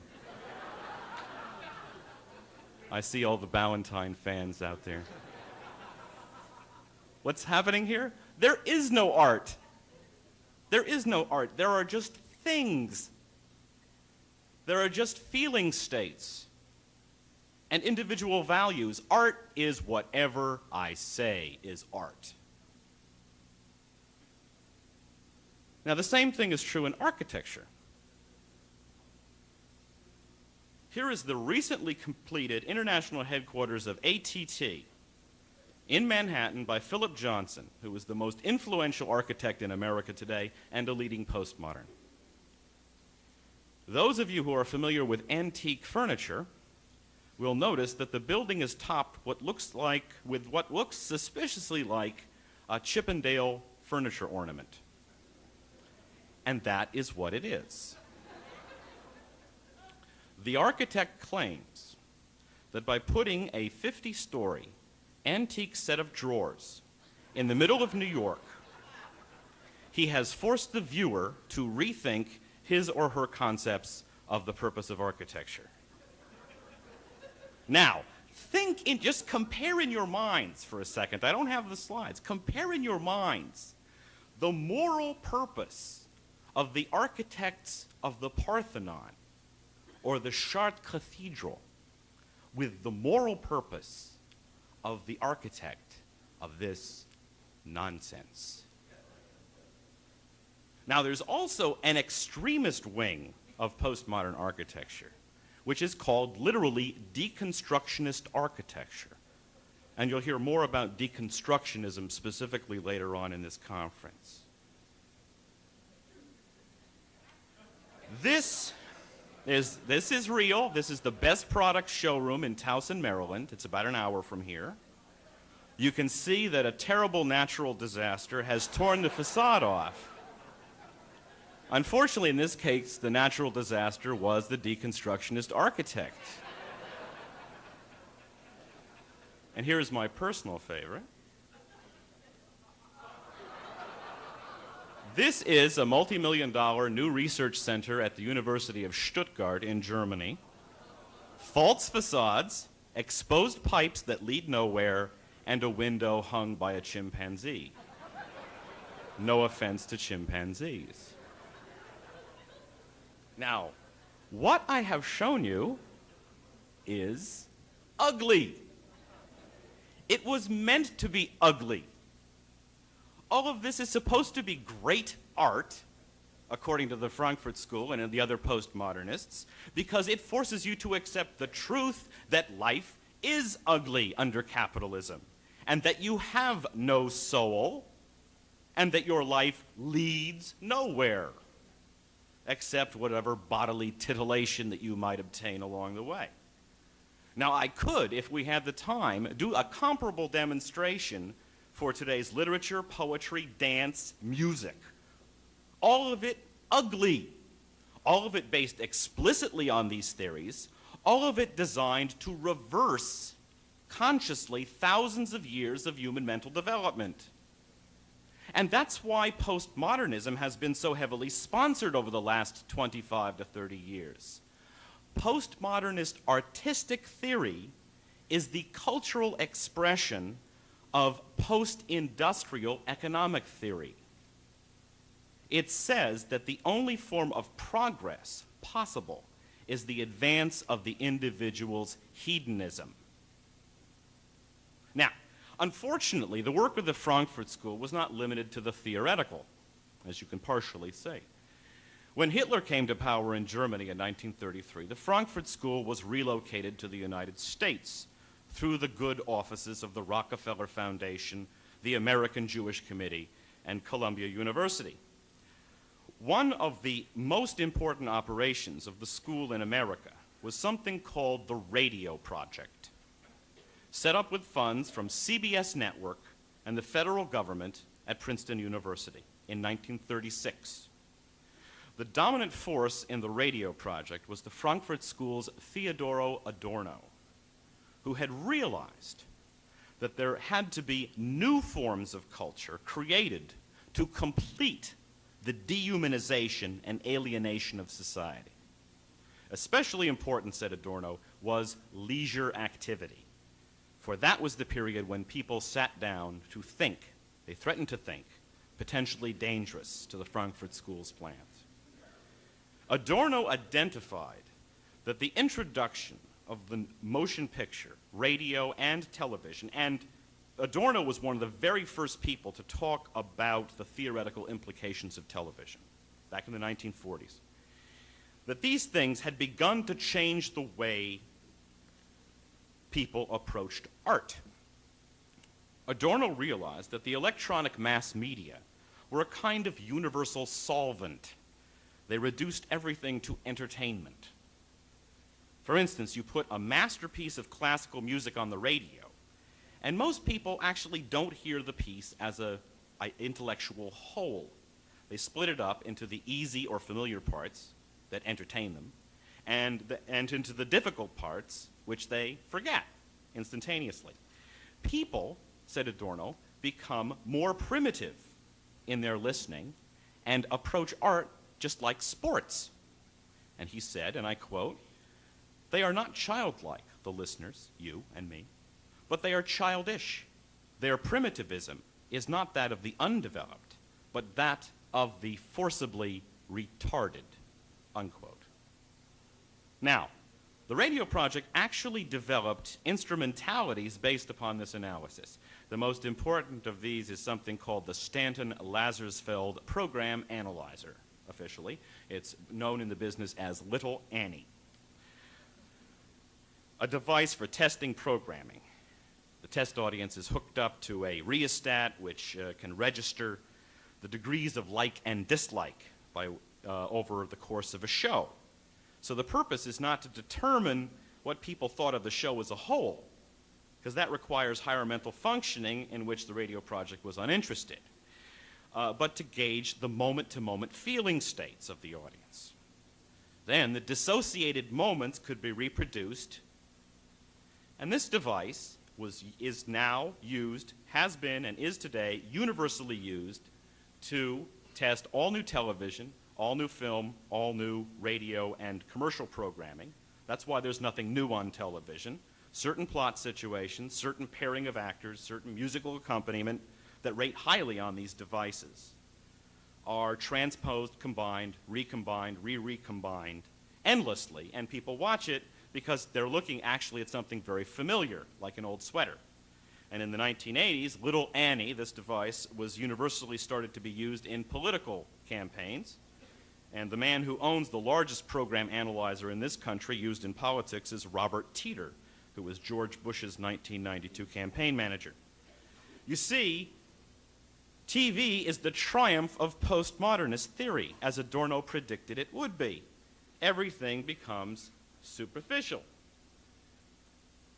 That's from Don Hewitt, who was the founder of 60 Minutes. Everything becomes desensitized, dehumanized. Television news is not information, it is entertainment.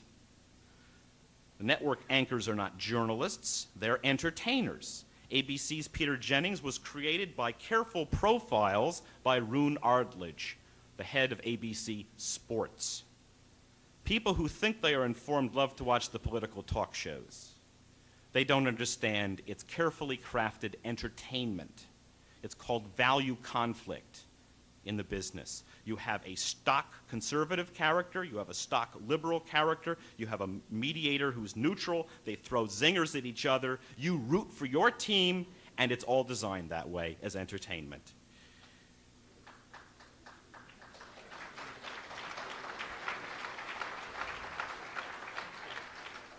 Over the last few years, TV has begun to fulfill the role set for it by Adorno, especially with the introduction of the immensely popular rock videos, which shrink the attention span down to 2 minutes of irrationalism and pornography.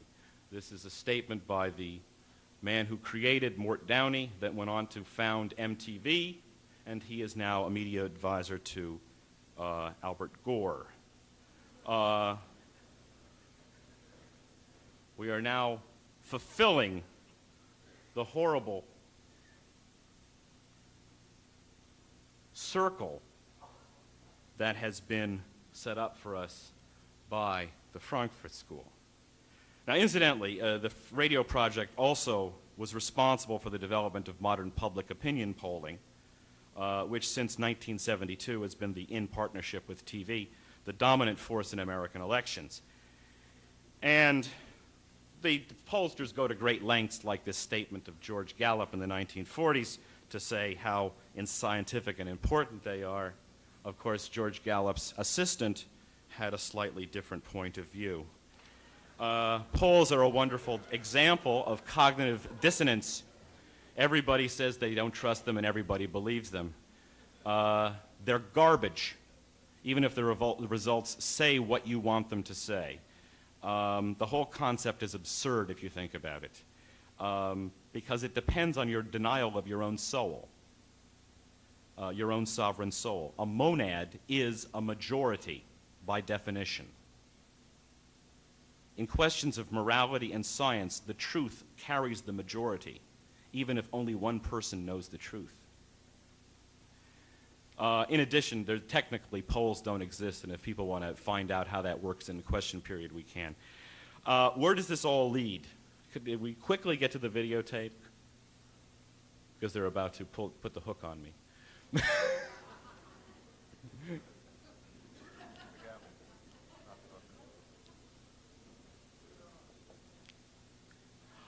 Forget it. I'll just describe it. What it is merely an... See the TV. Are you all being entertained?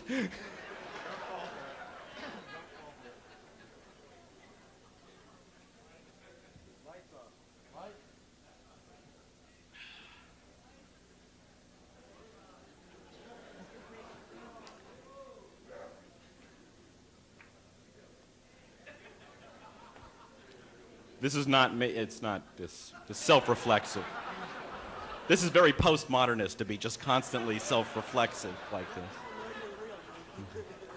Yeah, exactly. Now people know I'm real because they've seen me on television.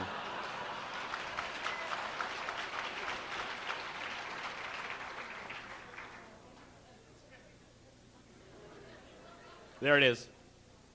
Continuing our discussion now with Lyndon LaRouche. Mr. LaRouche, we're almost out of time, but as you know, as a credible presidential candidate, you're going to have to learn to talk in television sound bites. So give me your vision. That's it. That's all I wanted to show. Postmodernism's ultimate goal, is to make you incapable of participation in the political process. Can I have that one last slide? To make you believe, as the Frankfurt School's Walter Benjamin said, and you'll get that slide in just a second, and he said this 50 years ago, that politics have no moral end. It's just another form of entertainment where you root for your team against the other team and vote the way the polls tell you to vote. Ted Koppel's comment to Lynn says it all. Most people have been trained to be hostile to complicated answers and to accept the kind of calculated superficialities that ratify their own prejudices. The American people have been, in Adorno's phrase, forcibly retarded. Now, I want all of you in the audience to think of yourselves as educators. Education, in the very first instance, aims at increasing the child's attention span so that the real work of education can begin. That is what we must do. This nation will not survive without a population that is capable of understanding complicated answers, like those given by Lyndon LaRouche and written weekly in New Federalist. We must help our fellow citizens look past the ugliness that is making them stupid and let them see the beauty which is mankind's birthright. Thank you.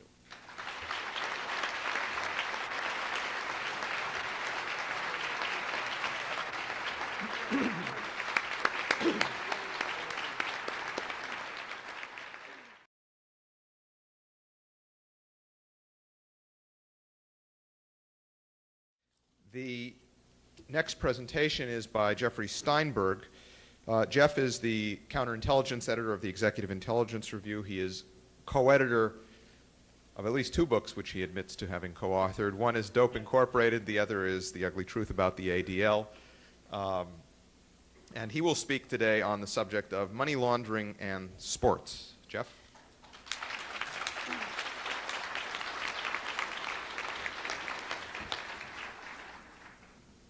To repeat a central point that Mike Minnicino just presented, through the medium of popular culture, especially the Hollywood entertainment industry, a communist international scheme, so to speak, hatched just a few years after the Bolshevik Revolution by people like Lukács, Adorno, Max Horkheimer, is on the verge of destroying the United States and much of Western civilization, of destroying our essential goodness, embodied in the Western Judeo-Christian notion of the sanctity of the individual soul.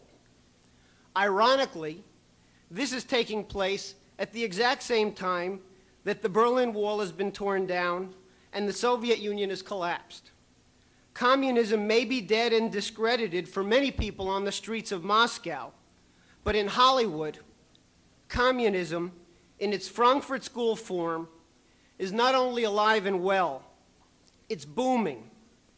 It has become, in the closing decades of the 20th century, America's last remaining growth industry.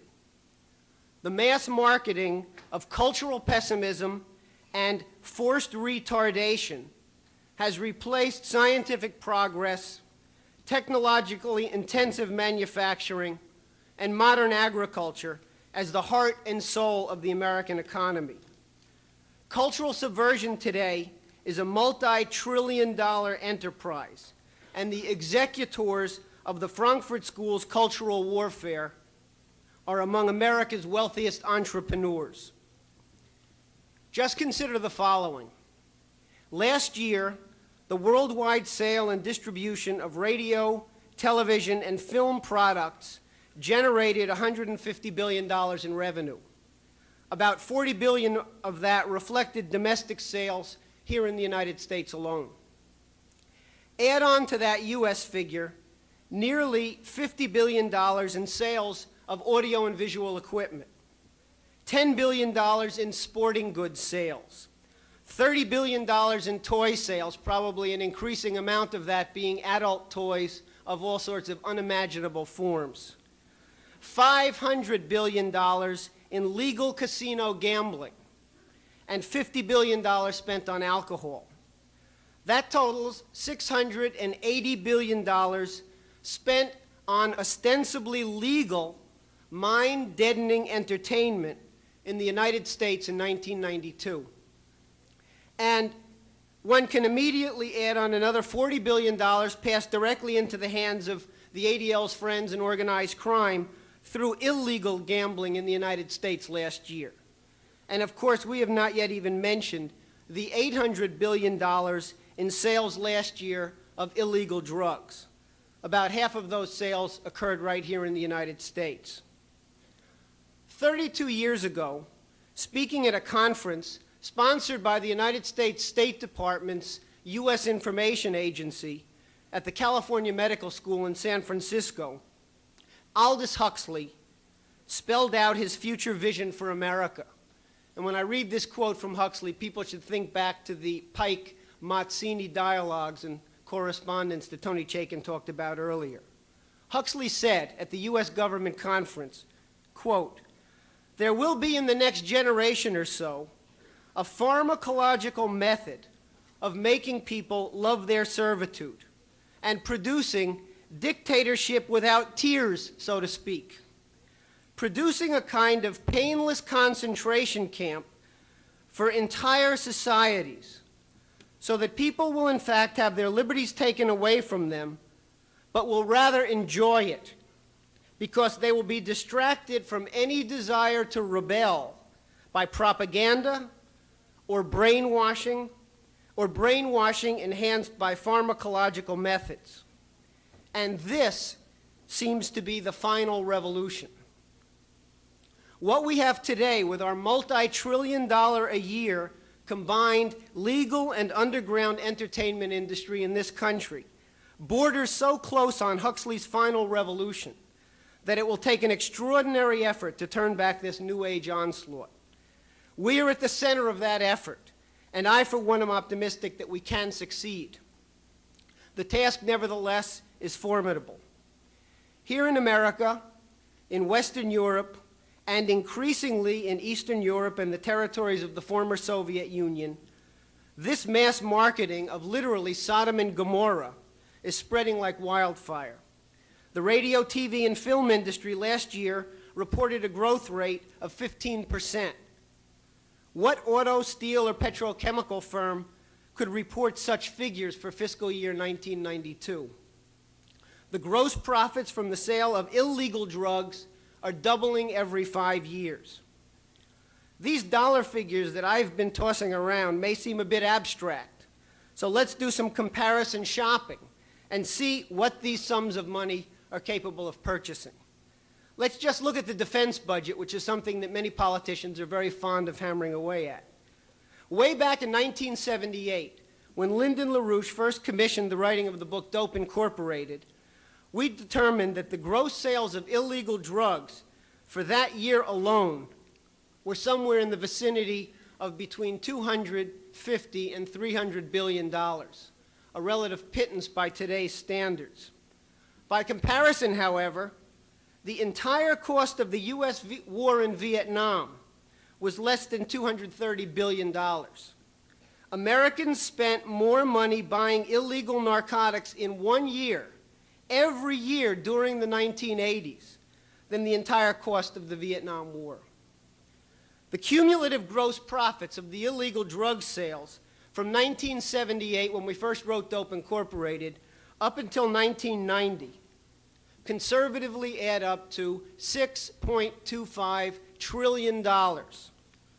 That is more than the entire cost to the U.S. government and the U.S. people of the Cold War from 1945 until the fall of the Berlin Wall. This includes the Korean War, the missile race, Vietnam, all of the CIA and Pentagon covert wars, the entire defense and intelligence budget of the post-World War II epoch. But in a certain sense, even these figures are a bit deceptive. They grossly understate the devastating impact of drugs and money laundering on the economy. In the wave of cultural pessimism that swept across America following the assassinations of the 1960s, John F. Kennedy, Malcolm X, Martin Luther King, Robert Kennedy, the policymaking establishment in the United States adopted the insane dogma of what was called the post-industrial society. That's quite a politically correct term. It's like calling death post-life. The effect on the American economy of the adoption of the post-industrial society program was more or less the equivalent of death. In a sequence of stunning reforms beginning under Lyndon Johnson, the U.S. financial system was put through the free market post-industrial ringer. Richard Nixon, who, by the way, passed the most generous investment tax credits on to the entertainment industry, in his infamous August 15, 1971 New Economic Policy, decoupled the dollar from the gold-based system of fixed exchange rates. Nixon, in effect, inaugurated what is today a $1 trillion a day unregulated currency speculation market. Through Kissinger's oil hoax of 1973 to 74, energy costs were artificially inflated. The oil multinationals and their allied banks made a killing in what came to be known as petrodollars and eurodollars, and our farming and manufacturing base took its first really big hit. Next came the deregulation frenzy, beginning in 1978 under the Carter Trilateral Commission administration. Banking deregulation is a Washington Wall Street euphemism for the legalization of drug money laundering, plain and simple. Between 1978 and 1982, all existing regulations that protected banks against invasion by offshore illegal capital were abolished. Dope trafficking may have remained technically illegal in this country, but the flow of dope dollars into the main arteries of the American banking system were totally legalized. Prior to this banking deregulation, money laundering was a fairly labor-intensive business. Organized crime had taken a big chunk of its Prohibition-era profits and built up the Nevada gambling industry, the motion picture industry, professional sports, and other high-volume cash businesses to facilitate laundering their dirty money. With the dope offensive of the 1970s, however, this mode of money washing no longer sufficed. Since organized crime, the Lansky Syndicate, the ADL, were always just assets of the international financial oligarchy and their southern jurisdiction Scottish Rite infrastructure, it was no problem to call on other assets, in the Congress in particular, to turn the world banking system into one big laundromat for dirty cash. The FBI and the Federal Reserve, which along with the ADL were treasonous turn-of-the-century creations of the Teddy Roosevelt and Woodrow Wilson crowd, provided critical aid in this narco-dollar offensive.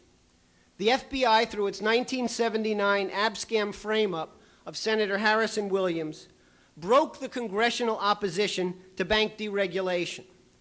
Senator Williams was pushing legislation to reestablish international banking ground rules to protect American banks and you, the depositors. Courtesy of gay Edgar Hoover's FBI, Senator Williams was carted off to federal prison, and the U.S. Congress rolled over and played dead. For the most part, they're still playing dead today. The abscam message from the FBI to the Congress was very simple. Take your money and your marching orders from the ADL, from organized crime, and from the Southern jurisdiction, and we'll leave you alone. Take on the banks, and you're as good as dead. The Fed, particularly after Paul Volcker's appointment as chairman in 1979, delivered the second devastating blow to the U.S. banking system by progressively jacking up interest rates to over 20%. What honest businessman could borrow money at 20% to invest in manufacturing expansion, job creation, plant modernization? What farmer, even a farmer who owned his own land outright, could buy seed and fertilizer, replace equipment, or irrigate his or her land at 20% interest rates? What average Joe could take out a home mortgage at those exorbitant, usurious rates? On the other hand, the combined effect of eliminating of the bank transparency laws and the Fed's high interest rate policy turned our banks and saving institutions into safe and lucrative havens for offshore drug money. It's no wonder that when President Reagan briefly toyed with the idea back in the spring of 1981 of dumping Volcker as chairman of the Fed, in large measure at the urging of Lyndon LaRouche and the growing political movement at that time that stood behind the demand to eliminate the power of the Fed, David Rockefeller personally visited the White House and threatened to unleash, quote, a financial firestorm over Washington, unquote, if the president did not back down. By 1982, the U.S. banking system was more addicted to dope dollars than the worst junkie on the street was addicted to heroin or cocaine. The banking system had dried up as a source of credit for honest investors out to create productive jobs in manufacturing or farming. Narco dollars flooded into the U.S. and brought new ruin to what was left of the American economy. Junk bonds became the new preferred mode of financing for the real estate bubble and corporate asset stripping. Junk bonds as in junk that was being peddled on the streets of America to generate the cash for these things. Most of you are familiar with the dramatis personae. Ivan Boesky, Michael Milken, both generous multi-million-dollar tax-exempt contributors to the ADL. The ADL's own national chairman and top Wall Street lawyer, Kenneth Bialkin, the man who put Robert Vesco and the Medellin cartel in the dope business. All are members of Meyer Lansky's National Crime Syndicate. In the case of Milken and Boesky, they briefly went to jail for their ostensible crime, insider trading. But these fellows were never prosecuted for their real crime, dope money laundering. Michael Milken, who operated out of the Beverly Hills, i.e. Hollywood, branch office of Drexel Burnham Lambert, could access tens of billions of dollars on a moment's notice. By 1984, when Milken was orchestrating Carl Icahn's planned takeover of Phillips Petroleum, he could write what he called, quote, a highly confident letter, simply asserting that he could deliver $4 billion in cash for the corporate takeover and looting. No cash on the barrel, no role whatsoever for any commercial bank, just the word of Michael Milken. Where was the money? The closest thing to an answer that Milken ever gave was offshore. Now, who in their right mind would have even a second thought about what Milken was referring to when he proclaimed his ability to access tens of billions of dollars parked somewhere offshore? the entire economy of virtually every country in the Caribbean couldn't generate $10 billion in liquidity in 20 years' time. And he was talking about accessing tens of billions of dollars offshore. On the strength of those two words, highly confident, and on the narco dollars standing behind them, Milken's raiders cut a path through corporate America that left in its wake plant closings, layoffs, a string of Chapter 11 bankruptcies, the SNL debacle, the blowout of the commercial real estate market, and now the pending unavoidable blowout of the commercial bank sector.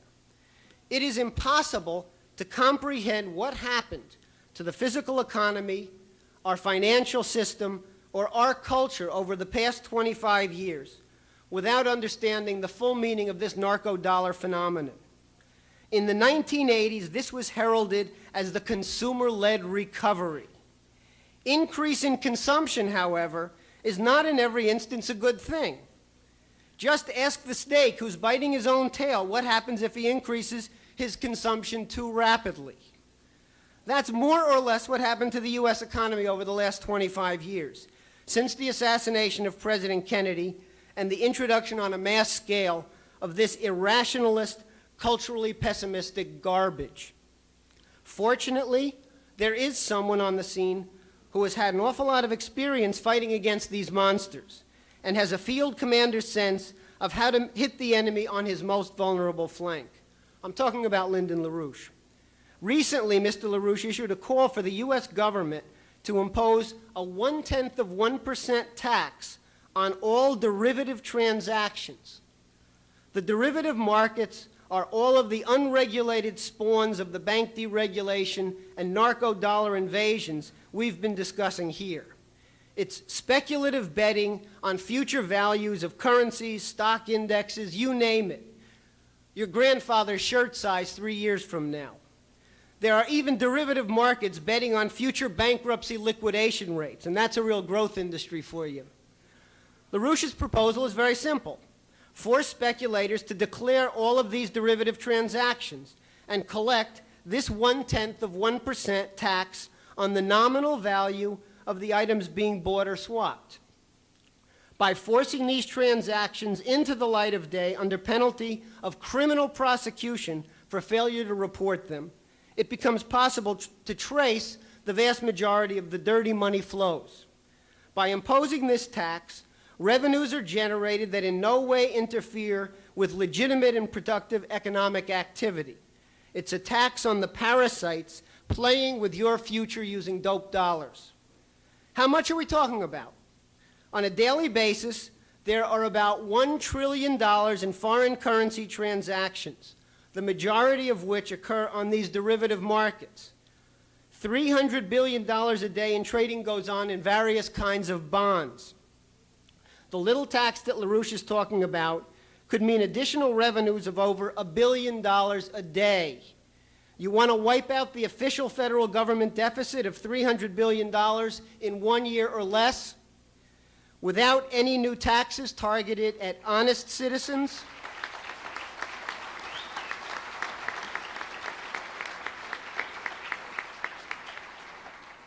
Without any further damage to what remains of our legitimate economy?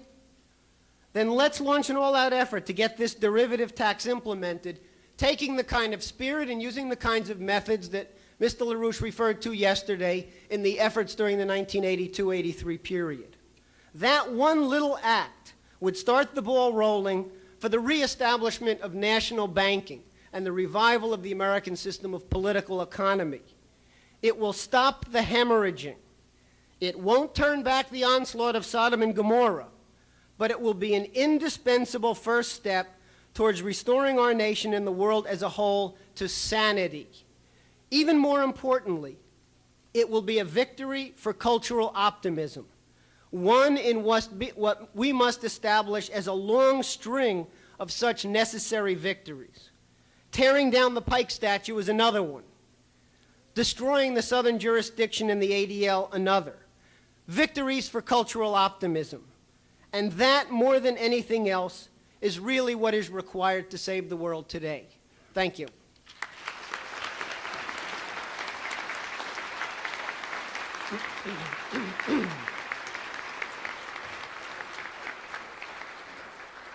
Thank you, Jeff. Although I have to say I have to take issue with one thing Jeff mentioned, which is the idea of a futures market in grandfather's shirt size 3 years from now.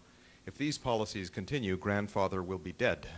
And that is the subject of our next presentation, which will be delivered by Kathleen Klenetsky, who is the U.S. editor of Executive Intelligence Review. Her topic is the postmodernist social agenda, societal euthanasia, Kevorkian style. Kathleen?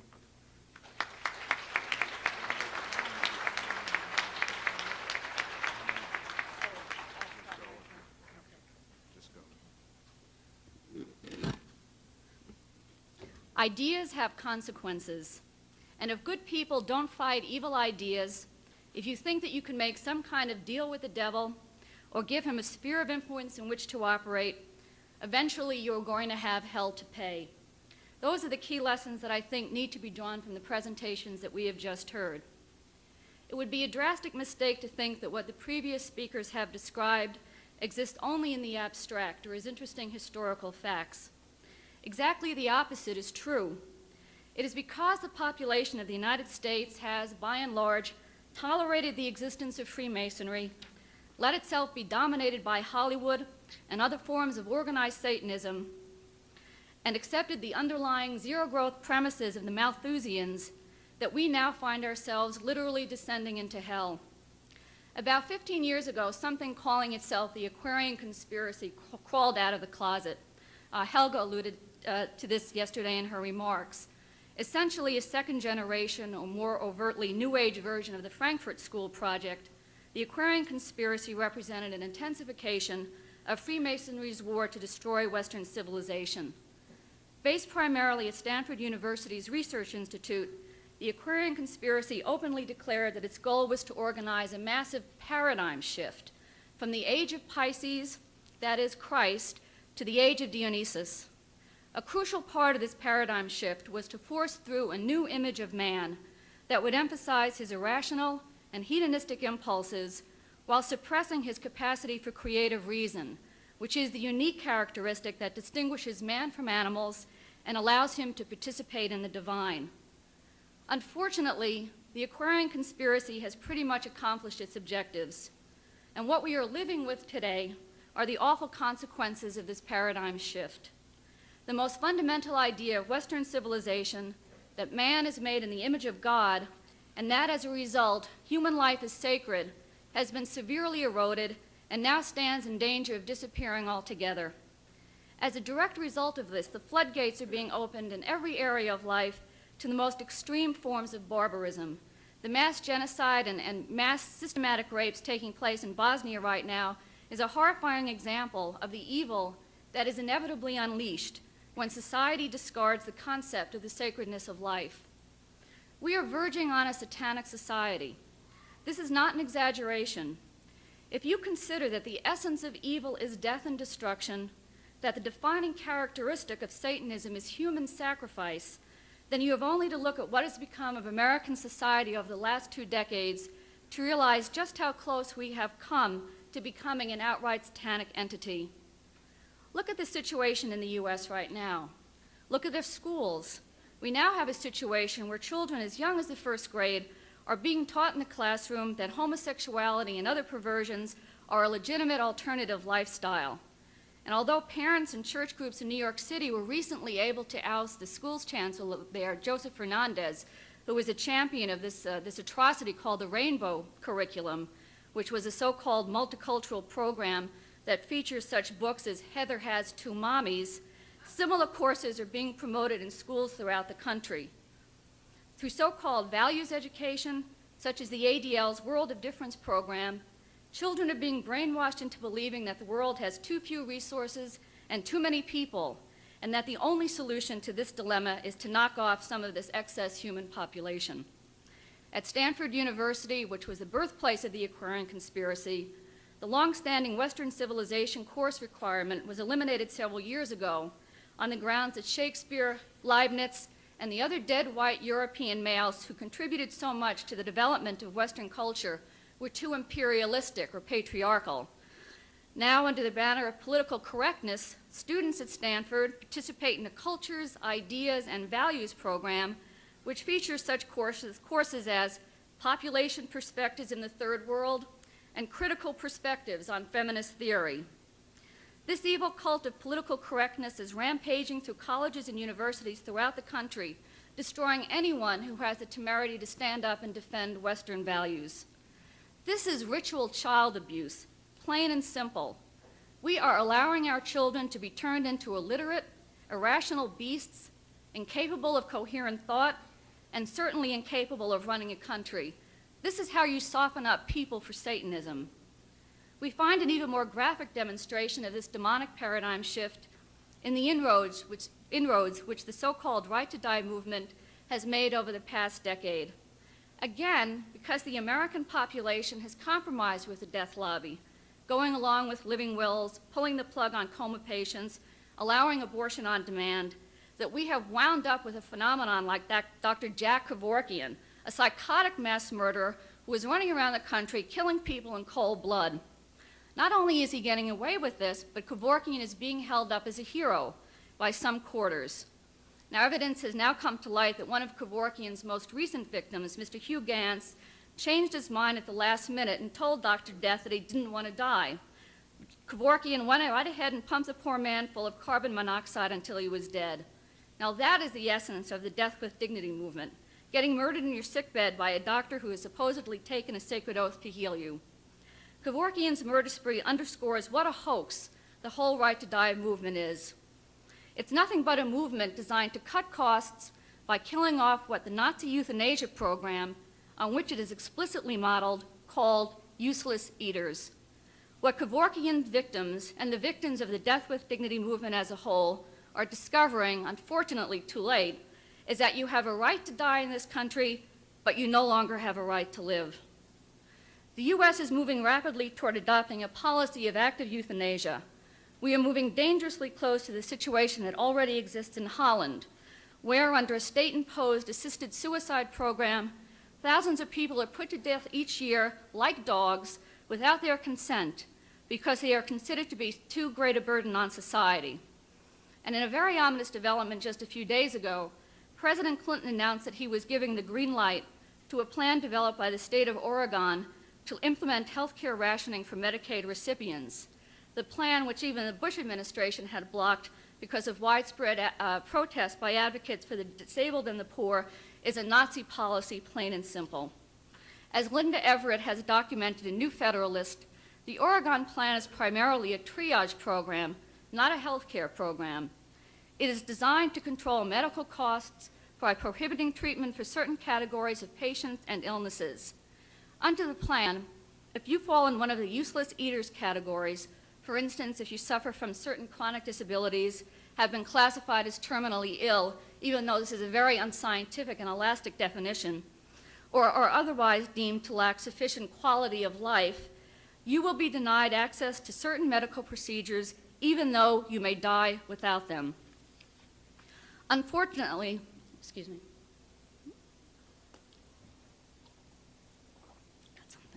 Unfortunately, there are signs that the Clinton administration may actually use Oregon's Nazi plan as a model for its national health reform program, which would be a disastrous turn of events. We must understand that unless we force Clinton to adopt Lyndon LaRouche's economic policies, that the spiraling economic collapse will lead inexorably to the adoption of these and similar fascist programs. Now, Kevorkian and the Oregon rationing plan are just parts of a wide-ranging, aggressive assault on human life whose success can be directly attributed to the deliberate and systematic destruction of Western values, which the other speakers have discussed. Since the late 1970s, when the Right to Die movement began to get off the ground in earnest, it has become increasingly clear that the policymaking elite in the United States has made a decision to deal with the economic crisis which it created through its own greed and stupidity, not by adopting growth-producing economic policies, but by slating whole sections of the population for extermination. The poor, the unemployed, the mentally ill are now all considered useless eaters. You need only go to any city in the country and see the millions of people who were forced to live on the streets in the most squalid conditions, unable to get shelter, food, or medical care, to realize how true this is. Now, America's elderly, as a group, are slated to be one of the major groups who will be sacrificed by the financial oligarchy to its god of usury. Richard Lamb, the former Democratic governor of Colorado, may have shocked many people back in 1984 when he said that the elderly have a duty to die and get out of the way of the younger generation. But he was only enunciating publicly what had by then become the behind-the-scenes consensus of U.S. policymaking circles. Over the past few years, there has been an endless flood of Lamb-style propaganda, claiming that the U.S. spends far too much on the elderly through entitlement programs, that's the official term given to Social Security and Medicare, and insisting that if we don't start putting the squeeze on those over 65, there won't be enough resources for the young. The population is being inundated with the message that killing off grandma is the politically correct thing to do. If resources are limited, the argument goes, it's better to put Granny on an ice floe than it is to let Junior starve. If little Johnny is to have a decent life, then Grandpa must give up his. In 1987, Daniel Callahan, who is a leading bioethicist and director of the influential Hastings Center, wrote a book called Setting Limits, which should give you a sense of the mentality driving this attack on the elderly. Callahan maintained that there is a natural lifespan of approximately 75 years, which is complete nonsense, and said that the government should not spend 1 penny on any life-extending medical treatment for people over that age. To do so, he said, would both violate nature and, far more important, would be too expensive for society. If the young are to flourish, Callahan wrote, then the old should step aside in an active way. The acceptance of their aging and death would be a principal stimulus to do this. Government, he went on, and I'm quoting Callahan now, cannot be expected to bear without restraint the growing social and economic cost of health care for the elderly. It must draw lines. Our common social obligation to the elderly, he said, is only to help them live out a natural lifespan. That is, the government is obliged to provide deliberately life-extending health care only to the age which is necessary to achieve that goal, which in Callahan's view is about 75. He then went on to say that he believes that an age-based standard for the termination of life-extending treatment would be legitimate, and that the meaning and significance of life for the elderly themselves is best founded on a sense of limits to health care.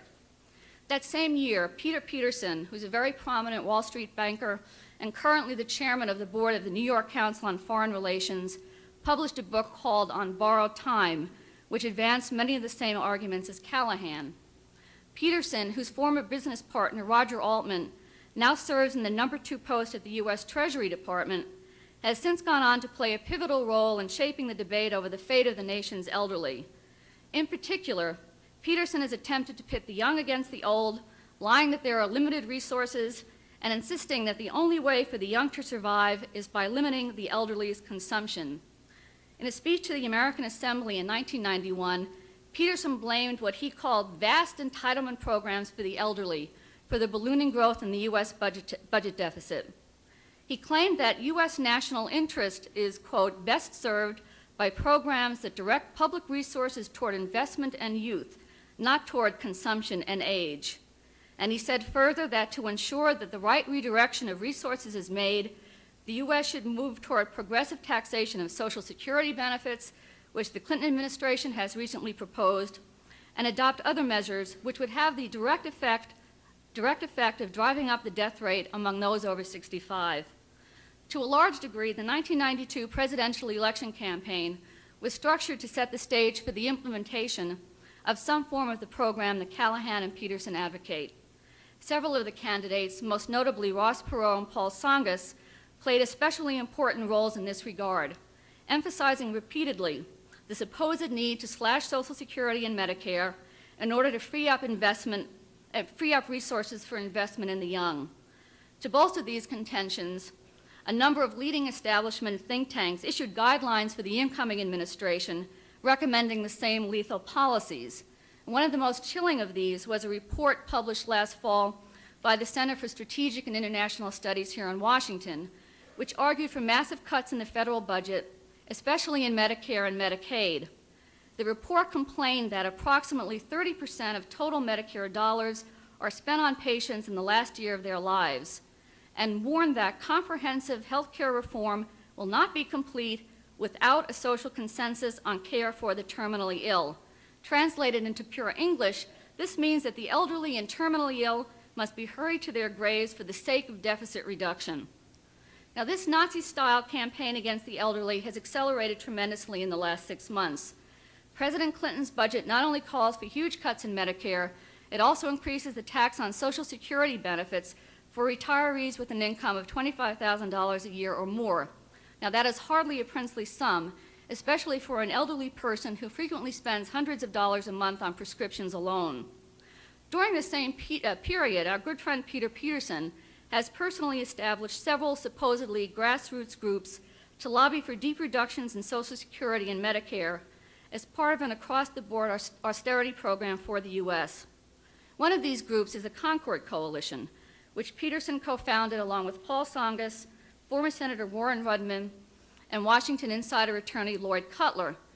Not only have all these individuals been instrumental in promoting the very economic policies that drove the United States into its current collapse, they have also been in the vanguard of the campaign to reduce Americans' living standards to prop up their bankrupt financial system. Last year, for example, Warren Rudman called for a one-party dictatorship in the United States on the grounds that this would be the most efficient way to implement austerity. And Lloyd Cutler, who was White House counsel to Jimmy Carter, advocates eliminating the U.S. constitutional system for precisely the same reason.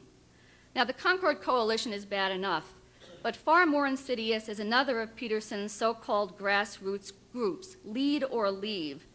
This is a group of bloodthirsty yuppie punks which Peterson, Ross Perot, Lee Iacocca, and whoa, Lee Iacocca, and some other moneybags set up last summer for the express purpose of fomenting what they call a generational war of the young against the old. And you know who's on the board of Lead or Leave? Well, Richard Lamb, of course, as well as Massachusetts Governor William Weld, the dope lobby asset who helped orchestrate the judicial lynching of Lyndon LaRouche and his associates and is now being touted as a Republican presidential candidate in the next elections. Now, it's quite clear from Lead or Leave's propaganda that they are consciously intended to replicate the Hitler Youth movement, which campaigned relentlessly for the extermination of Germany's elderly and mentally and physically handicapped.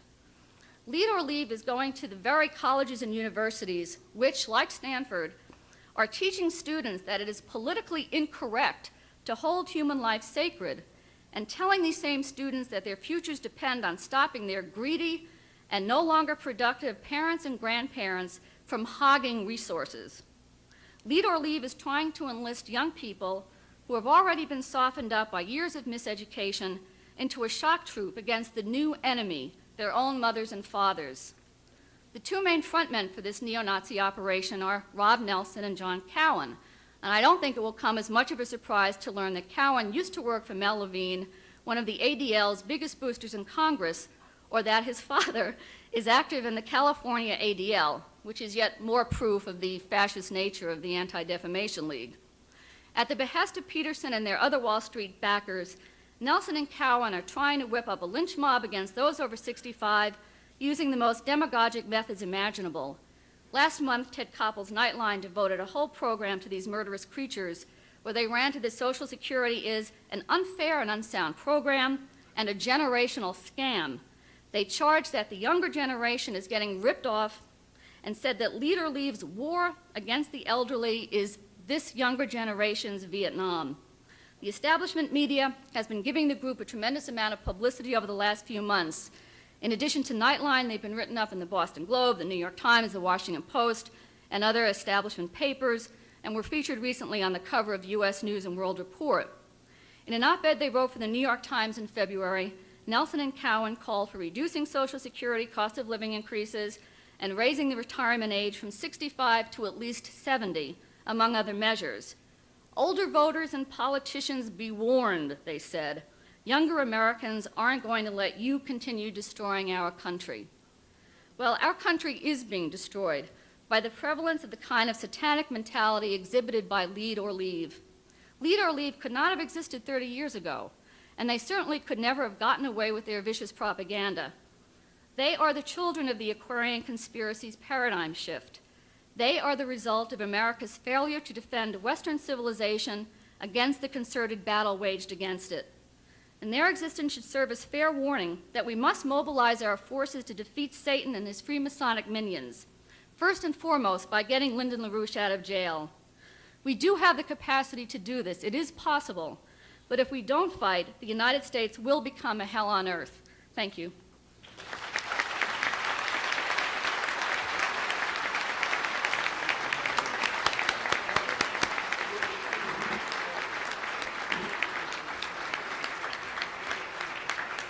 Thank you, Kathleen.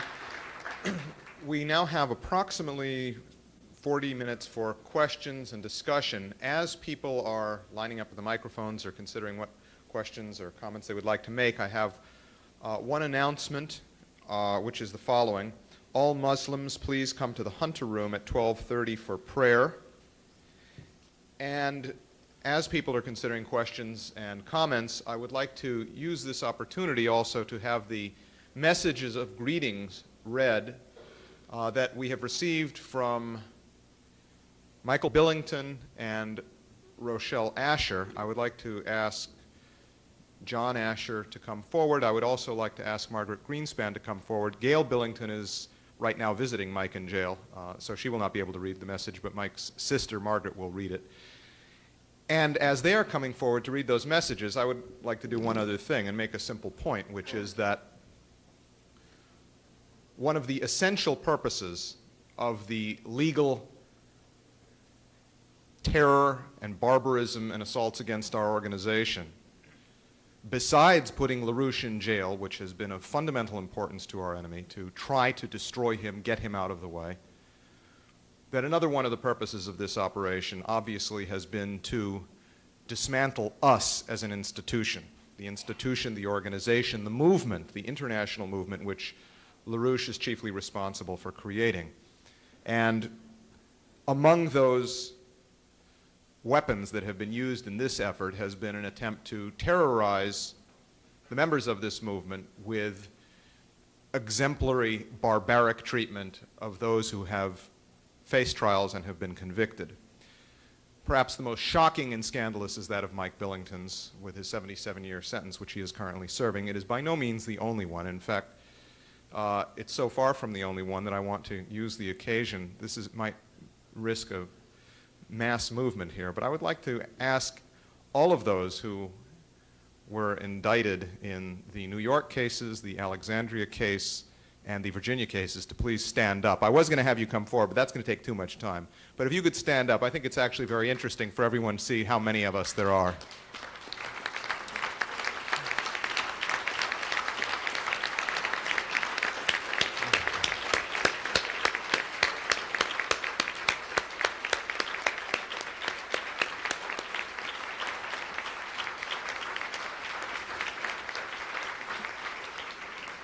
And I think it's safe to say that I speak for all of us when I say that we are proud of our convictions.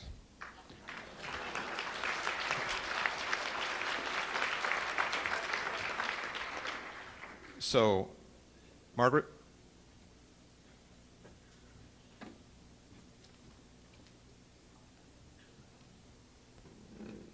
This is from Michael Billington, who's at the Nottoway Correctional Center in Burkeville, Virginia. As I write this message to you, all from the Virginia prison system, a young man is being electrocuted in a nearby Virginia penitentiary after the judicial system from Mary Sue Terry to the Supreme Court of the United States refused even to honor his plea for a hearing to determine whether or not frying a man slowly to death constitutes cruel and unusual punishment under the U.S. Constitution. This serves as yet another gruesome piece of evidence that the Constitution of this nation no longer governs the actions or the decision-making processes of our governing bodies. If we are to succeed in changing that, then we must change the American people to make them see in mankind and in themselves more than the unrestrained passions and greed which dominate popular culture today. if people cannot locate in themselves the reflection of the creative power of the universe, then how can they find the compassion necessary to stand up against the worldwide atrocities of our new dark age? To help mankind find that living image of God in themselves is to think like St. Augustine, like Cusa, like Leibniz, or like Lyndon LaRouche. These past 6 months in the Virginia Gulag have been spent with a Chinese scholar and statesman from the 12th century, Chu Si, who led a Confucian Renaissance that saved China from a Taoist dark age. I shared the joy that Leibniz once felt in his own discovery of this great man's work 300 years ago. That Chu Si, in fact, did think like Cusa, further confirming Leibniz's faith in the unity of God's creation. What is proven is that every human child has a capacity to be a sage, to live in the imitation of Christ, or as Confucius said, to face the Lord of heaven all day. This is true both because each child is blessed with a divine spark of reason, which gives him or her the equal potential to participate in the unfolding creation, but also because each child from any culture that has survived up to this time, can find somewhere in the roots of that culture the reflection of the vision of man as being in the image of God, as was most beautifully expressed in the Christian Renaissance in Europe. Of course, that child can also find in that culture, any culture, the reflection of the opposite view of man, like that which brought us the rock, drug, sex counterculture of today and the Scottish Rite of Albert Pikes. What is required is leaders who know the difference. So if each of you will decide to become a sage, then we can get Lynn out of prison, along with a few other fellows and ladies, and we can get down to business. So I hope to see you soon.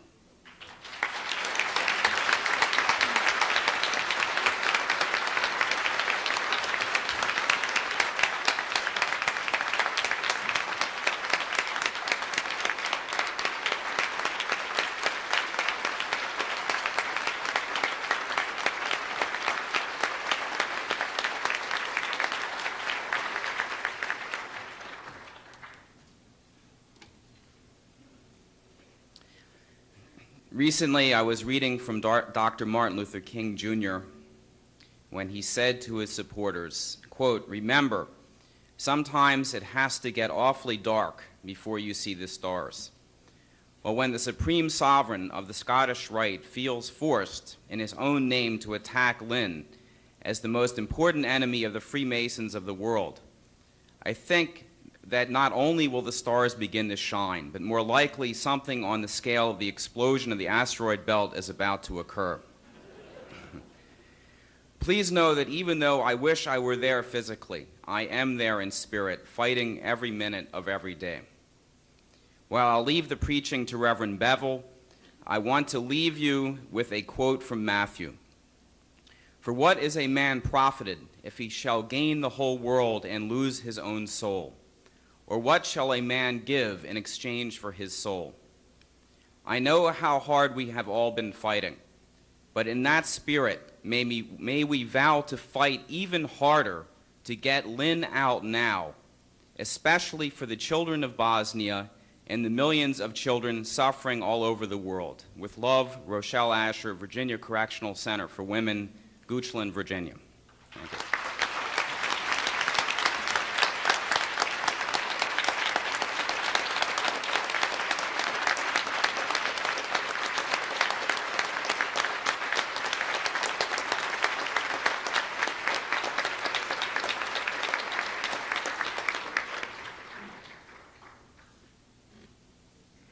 I think Reverend Bevel's got some competition.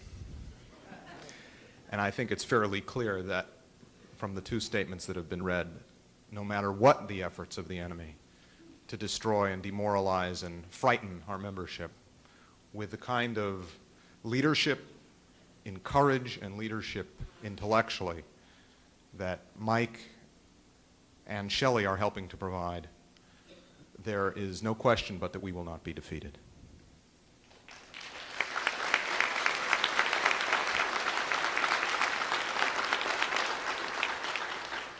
And we thank them for that.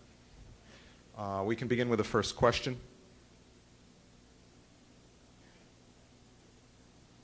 Okay, my name is Jim Cleary from New Jersey. I have to explain a little bit before I ask the question.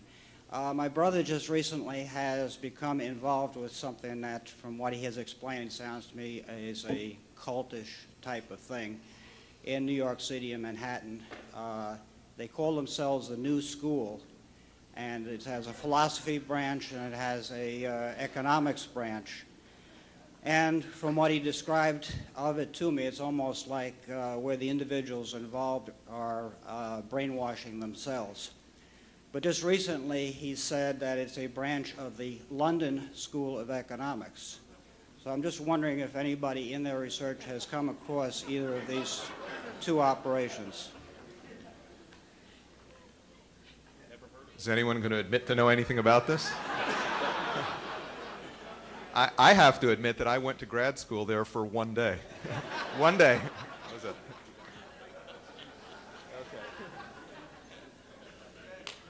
Never heard of it. The one thing that differentiates the New School, of course, is that the New School was set up, modeled on, in part, the London School of Economics, and it was set up by a group of emigre scholars from, starting in 1933, after Hitler came to power, which meant that a lot of the people who were involved in the creation of the New School and its departments were literally the Frankfurt School and their close collaborators and, you know, Southwest German neo-Kantians and all manner of really crazy people. I think it's important to stress, however, that there is no, this is everywhere. What we've been describing in some of the work on political correctness that you've read in Fidelio and New Federalist, and we'll hear tomorrow at the deconstruction panel, I think it's important to realize that although we can highlight places like the New School and Stanford University and places like that, that this stuff is everywhere, and its spore goes down to the grade schools, which is why you're talking about having to create a renaissance to counteract it. You cannot take these things on a molecular basis. The New School is a very bad place. Most higher education institutions that you can go to today or send your children to and spend a lot of money sending them there are comparable. Yes, next. My name is Gene Roberts. I'm from Detroit, Michigan, the home of Jack Kevorkian. Supposedly, a poll was taken in Michigan. 55% of the Michiganians are in favor of what Jack Kevorkian's doing. But on a bigger plane that I've never heard addressed directly in all my years of coming to conferences is the fact that one of the biggest groups of social pessimists is the variations of the Baptist, Southern Baptists, and other so-called fundamental Christian groups that teach that we're in the last days. And then you ask them, well, how do you know we're in the last days? And they say, because things in the last days are supposed to get worse and worse, and that's what's happening. And then you say, well, why are things supposed to get worse and worse? And they say, well, because we're in the last days. It's a circular reasoning. And I wonder, in our organizing, how can we address this kind of horrendous social pessimist by, it is the largest evangelical denomination in the United States.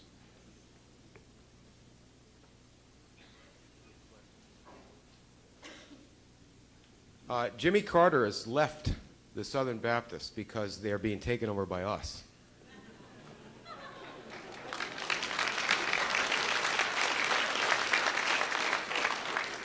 This was in the Scottish Rite Journal. They are in a pandemonium. That means when hell is too noisy for themselves to think.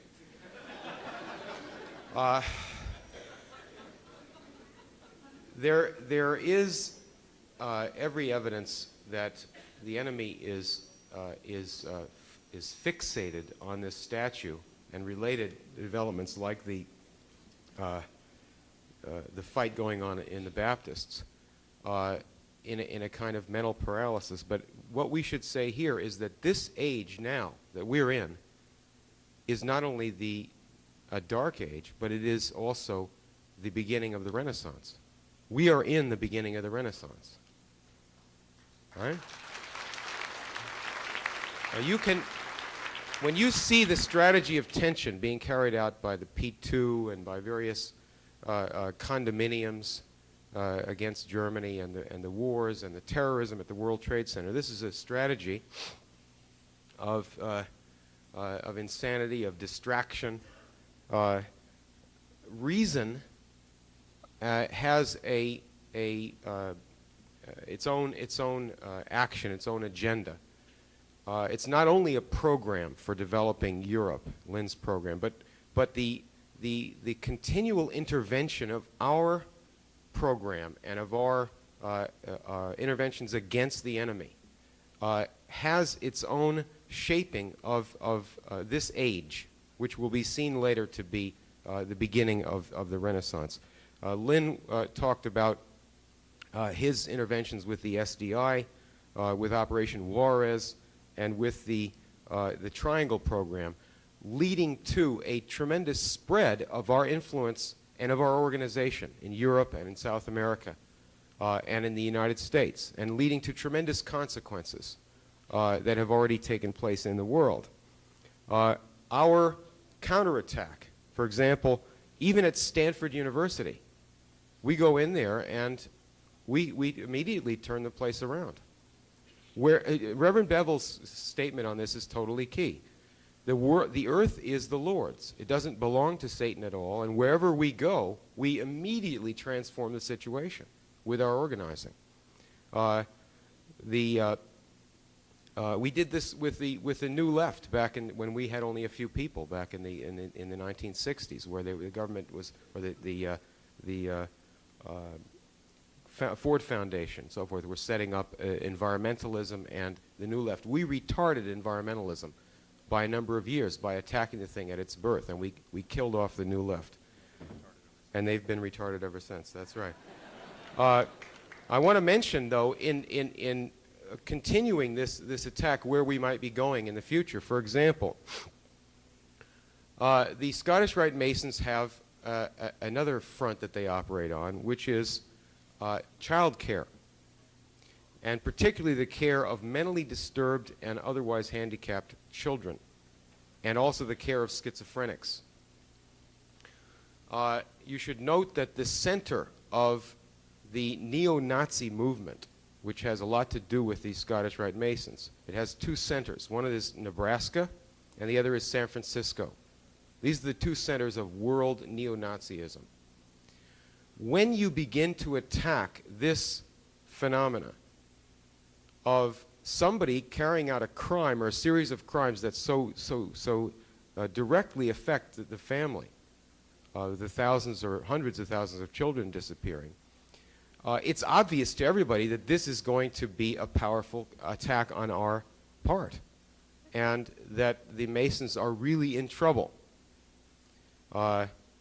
Just to give you two examples of this, we recently found out that the International Order of the Job's Daughters, which is the teenage girls section of Freemasonry, is headquartered in Omaha, Nebraska. The AZA, the International Teenage Boys section of B'nai B'rith, is also headquartered in Omaha, Nebraska. Father Flanagan's Boys Town was set up by those people, that is the Masons and the B'nai B'rith. And if you read the Franklin story from Nebraska about ritual abuse and Satanism, you see what is something that we have the power to take down in a completely nonlinear way. So in talking to the people about the last days, it's clear to many people in the Baptists that we are in the last days of the Masons.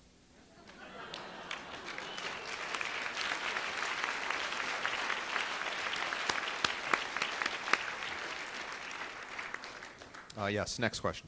Yeah, this is for, I'm Tony Hadley from Philadelphia. This is for Mike Minnicino. On the issue of the television itself, on how it operates, because I've noticed even when giving videos of Lynn, where people were very interested in the content of what he's saying. Even when the video is over, I still kind of see sort of a stare or a glaze in people's eyes. You know, that there's something in the television itself. And I believe that the television could have been used for good, or should be used for good. But I was wondering, have you done any research on how the actual TV functions? I believe it actually flashes 60 cycles or 60 times a second or something like that. But I was wondering if you have done any research on the actual functioning of the TV itself, or the picture. I thought Kissinger was the only one who flashed 60 times a second.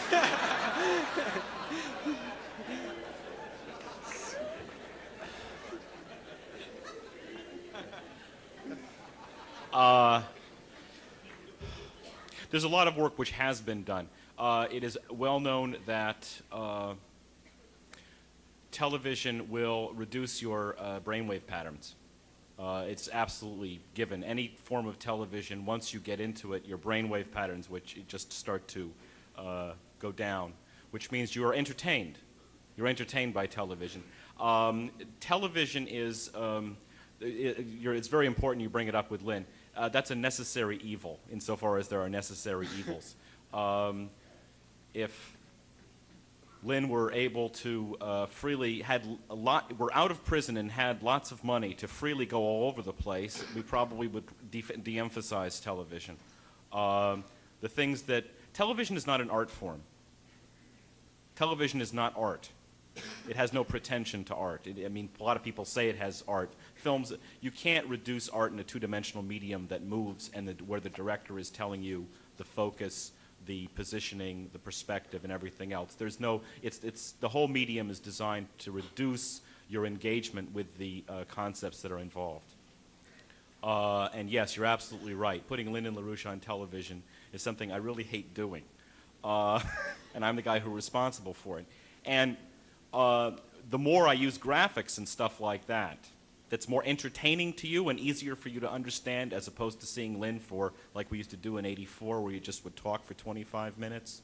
The more that makes it more accessible to more people, and the more it fulfills the true role of television, the more it is in fact reducing your brain power as you're watching it. So that is absolutely the case. If you want more information on that, it definitely does. I can give it to you privately, but there is definitely a lot of clinical studies which have been done that prove conclusively that this stuff, even on a technical basis, makes you stupid. Yes, next.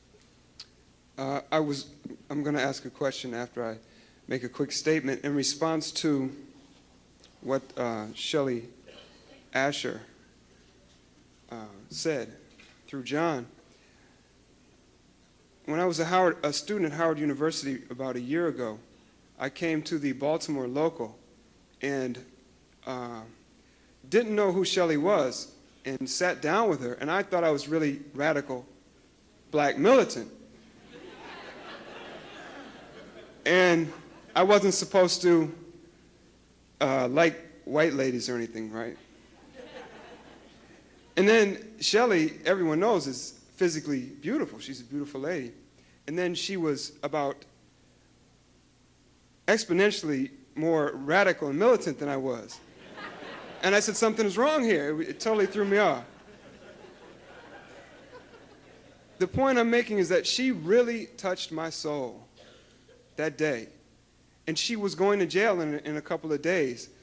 And it transformed me. And go back to something that Dr. Aleem said at Morgan State. He said about Reverend Bevel, he said, you couldn't pay this man back for all that he's done for you. And that's the thing, like with Shelley, when she touched my soul that day, it's like you can't really pay people back for that. The only appropriate response to that is to give your life to the idea or to the process that they're fighting for.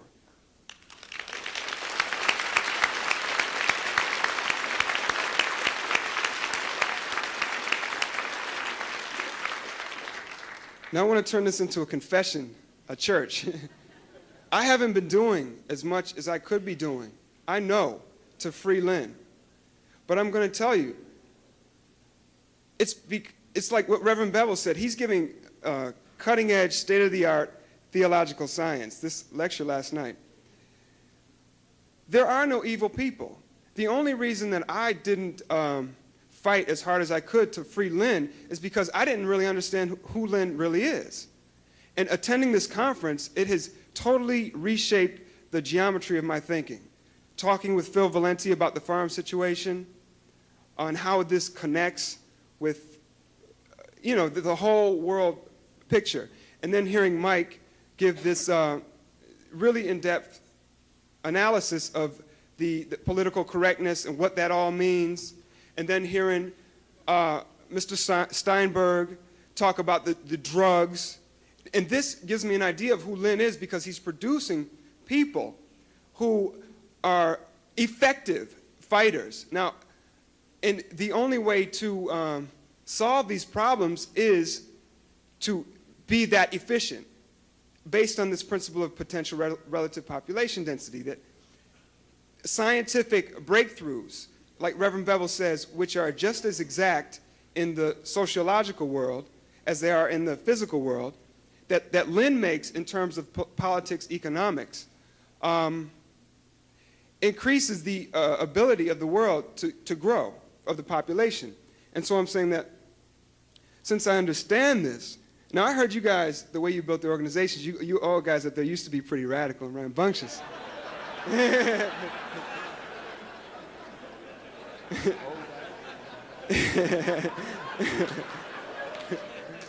And I'm saying, like, as a young guy, I know what my responsibility is. And the point is this, is that, look, you know, and in truth, actually everything has to shut down until Lynn goes free. Everything. I don't care what the hell you are doing in your life. All you people who are here visiting from schools, it's obvious that the people here, the wisdom that we're getting here it doesn't even compare. It's a different species of the academic crap that we get fed in schools.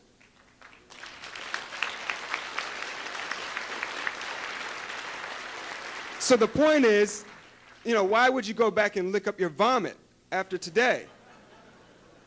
Join the movement full time. We need to shut down every campus.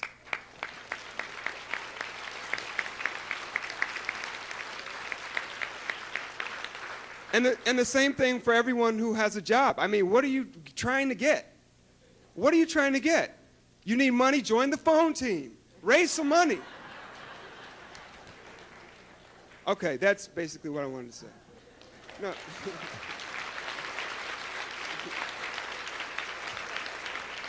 No. No question. This man has talked to Shelley Asher.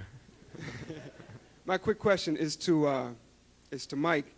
I just wanted to know what you meant by there are no polls.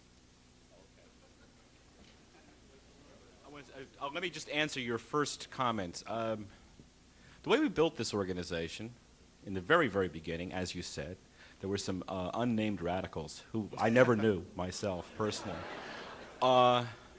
And what they would do is, using the same kind of concepts that Lynn outlines on the subject of metaphor, they would choose ironic points on college campuses, issues that were just exploitable enough to get a bit of a fight going so that we could invite Lyndon LaRouche on campus.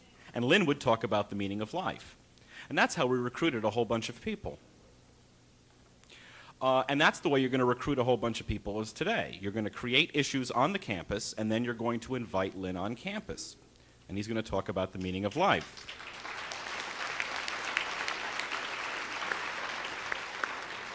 And until we can get him out there physically, I ask you to all perform the act of consubstantiation or transubstantiation, however you want to call it, that you have to recreate Lynn on the campus, not talking about a specific issue, but about the meaning of life, which is what Lynn used to do, and recruit people, because that's what college students, if they've got a brain left in their head, want to know about. Now, on the question of polls, total fraud. If you listen to a poll, you believe a poll, you deserve everything you get. I actually did something that was very obvious. I read the textbooks, and I know how it's done. Take this room, divide it, bring people at random to fill up the seats in the entire place. Divide it in two right here, okay? You have the right side of the room, you have the left side of the room. This is the actual textbook case with the actual figures. Each side of the room gets a questionnaire. 2 different questionnaires. 2 questions on the questionnaires. The second question is the same. On the right side of the room, the second question, and on the left side of the room, the second question reads, a married woman who would like to limit the size of her family should be allowed to have an abortion. There is nothing up my sleeve. This side of the room, the right side of the room, 55% will answer no. This side of the room, 55% will answer yes. How do you do it? First question. On this side of the room, which is the so-called pro-life side, the first question reads, who do you think will win the American League pennant? Some neutral question. Okay? This side of the room, the first question reads, a woman who had, no, excuse me, I've got that backwards. This is the pro-life group. Your first question reads, a woman who discovers that her child will be severely retarded should be allowed to have an abortion. People will answer 55% yes to that. But having answered 55% yes on the question of severe retardation, we'll see that abortion for the purposes of family limitation is trivial, and therefore will vote against it. And that's how you will, but you will only know the second question. You just manipulate it by the various questions. I can produce a 5 to 10% differentiation by saying the government should allow versus the government should forbid. That will automatically produce 5 to 10% differentiation. Everybody votes against the government shall forbid. I can produce a 3 to 5% variation by using the word welfare versus public assistance. This is an art form, and the people who do it are artists, and that's what they're paid big money to do.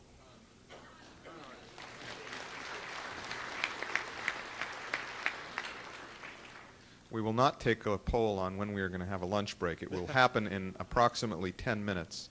So let's proceed with questions and answers as rapidly as possible. Dave Starks, Philadelphia. I have two quick questions. One, with the man that was doing the thing on money laundering. I just wondered if you could elaborate more on the connection with sports.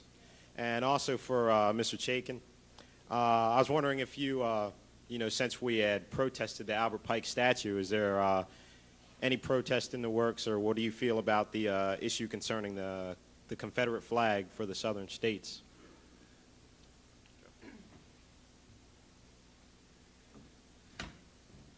I'll answer by a fairly simple example. You're a drug runner, and you've got millions and millions of dollars in cash being built up in suitcases and warehouses, wherever, and you want to find some effective way to use it. Best thing to have available to you are large places where tens and at sometimes hundreds of thousands of people all go and pay 5 or 10 or 20, and I probably assume now $50 or $100 per person to get in the door to attend some professional football game or something like that. Drop another $20 or $30 maybe per person, slugging down beer and eating hot dogs and things like that. And there is not an IRS agent hanging out there in the cashier's booth looking at how much money has come into the till by the so-called legitimate entertainment aspect of what's gone on there. And so it was created very much with the idea of not only the cultural subversion, but of creating a untraceable facility through which the easiest thing in the world is to slip a few extra $100,000 or a few $1 million into the combined cash take. And then the secret, and one of the reasons why this old-fashioned method of money laundering was so distasteful, somewhere along the way you might have to declare that income as part of the income of the stadium or the gambling casino, and you might have to pay taxes on it. So in that sense, it was not only a relatively small scale and inefficient way of laundering the kinds of billions and now trillions of dollars in illegal money that we want to cycle through the economy. It was also something that involved, on at least a small scale, the very distasteful thing of having to part with some of that money by kicking it over to Uncle Sam. Now, take a look at the U.S. economy today. Take a look at sports figures. You've got professional gladiators, basically, earning salaries of $1, $2, maybe $3 million a clip. And this is really chump change, more an inducement and a seduction to get a lot of other people thinking that the way to succeed in life is to become pumped up with steroids and become a jock, rather than do something with your brain and be a human being in the full sense of the word that Reverend Bevel and Lynn have talked about it over the last 2 days. So you've got a proliferation of this stuff all over the economy. You used to have, what, 8 professional baseball teams. Now you've got, I don't know, 20 or 30 of them. This is the growth industry. This is the direction the economy is going. Now, that's not to say that physical strenuous exercise is bad. Going back to the time of the Platonic Academy in Athens, it was recognized that strenuous physical exercise, physical training, is of importance to human beings. You ought to be healthy. But sports used to be thought of from the standpoint of man demonstrating his superiority over nature, taking on a challenging task and accomplishing it. There's a race that took place last week in Alaska, which I think I've thought about a little bit. It's an interesting example. It's called the Iditarod. I was up there a while back and I read some things about it. It was set up in 1957 because there was a big storm in Nome, Alaska, and there was an outbreak of some disease and there was no medicine and there was no way to get into that town. And what happened was that the medicine was available in Anchorage, so somebody hitched up a dog sled team and trekked 1,200 miles to carry the medicine to Nome, Alaska in order to save the people there. And it was a combined effort by a human being, a skilled athlete, very skilled, and a team of trained dogs, and they accomplished something that was a life-saving accomplishment. That challenge to defeat nature and do something for human life is the example of what sportsmanship really was in the traditional Republican sense. Hold that up against the image of Hollywood, sports, the television entertainment industry, legalized gambling. There is now a casino in Las Vegas called the Excalibur, which is designed on a Freemasonic theme of King Arthur's court in the Knights of the Round Table. And talk about professional sports.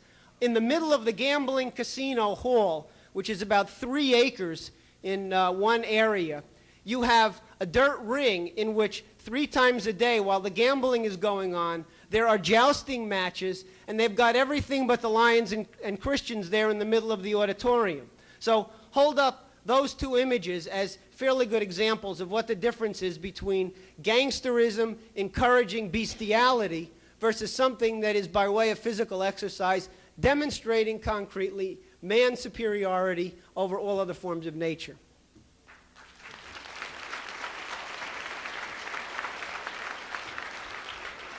On the Confederate flag, we are ecumenical, and we've really undercut the Confederate concept by turning it around away from a geographical problem. There are members of the Ku Klux Klan or supporters of the Ku Klux Klan who are perfectly good people and who think that they're fighting against, they're rebelling against Washington.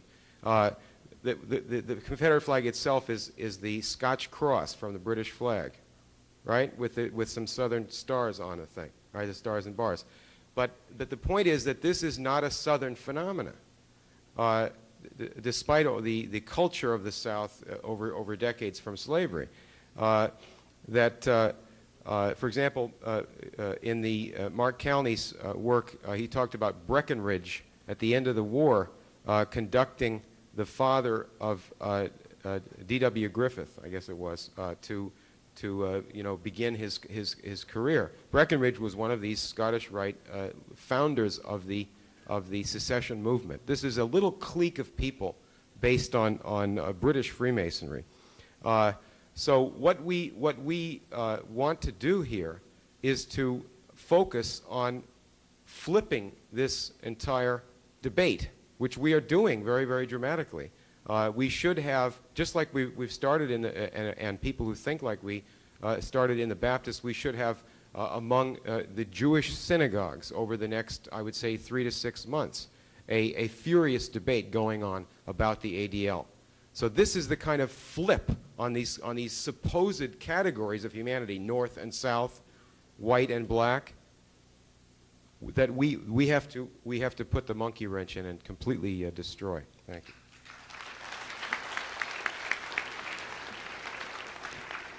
Okay, next. Hi. We will take these last 4 questions, and that's it. So proceed. Hi, my name is Kelvin Lard from University of Buffalo, pre-law student, pre-law major and political science major. And I've got a question for Mr. Steinberg and I believe Mrs. Klenetsky. Yes, I've been told that Bank of Credit Commerce International specifically targeted inner cities for drugs. And I want to know if you had any knowledge of that, that Clark Clifford and his colleagues specifically targeted the inner cities. And also for Eileen, I believe, could you elaborate? What do you mean by the miseducation of young people? And my last question is, I'm head of the political science club at University of Buffalo, and students and I have been trying to get involved with this movement. And there's no literature on the Buffalo chapter, and I was wondering, why is that? There's no phone numbers, there's no contacts, and could you help us out a little bit? Are you volunteering? Okay, there we go. We got our Buffalo chapter. Kathleen? Well, on miseducation, I think a good example is this rainbow curriculum that I talked about earlier, which was developed for grades as early as the first grade. And what it is supposedly this multicultural program. It teaches that everything goes, there's nothing right, there's nothing wrong. It prevents children from developing any sense of values or any sense of morality. As I mentioned, one of the books in it is Heather Has Two Mommies, and there are a bunch of other similar titles, George Has Two Daddies and stuff like this. In the debate that went on in New York City over this rainbow curriculum, parents got up and said, look, you're teaching our kids how to put on condoms, but you're not teaching them calculus or anything that is required for them to actually function at a human level. If you look at the political, at Stanford, for example, we, in the Executive Intelligence Review, we did a recent cover story in which Bob Ingram goes through some of the curricula changes that have taken place at Stanford since 1988, and they're really horrendous. You can't create a human society if you tell people that there are limits to resources, if this is the basis of your outlook, this is the basis of your training of children. Because what you're telling them is that there is a limit to the human mind, that the human mind and human creativity are finite. Well, that means that you're dooming society. Yet this is the basis of the educational system in the United States over the last 20 or 30 years. We've written a number of, issued a number of reports and other things which you might find useful. One of them we put out 5 or 6 years ago on the libertarian conspiracy, which goes into much greater depth on some of these topics, and I think you'd find that useful.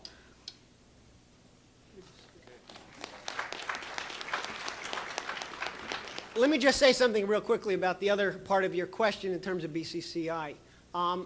It may be the case that BCCI was involved in that kind of activity. I certainly wouldn't put it past them. They own many, many banks inside the U.S., and it could be the case. But I think the more important point to realize is that people should have gotten suspicious when the cover story in Time magazine exposed the bank for financing drug money laundering and terrorism.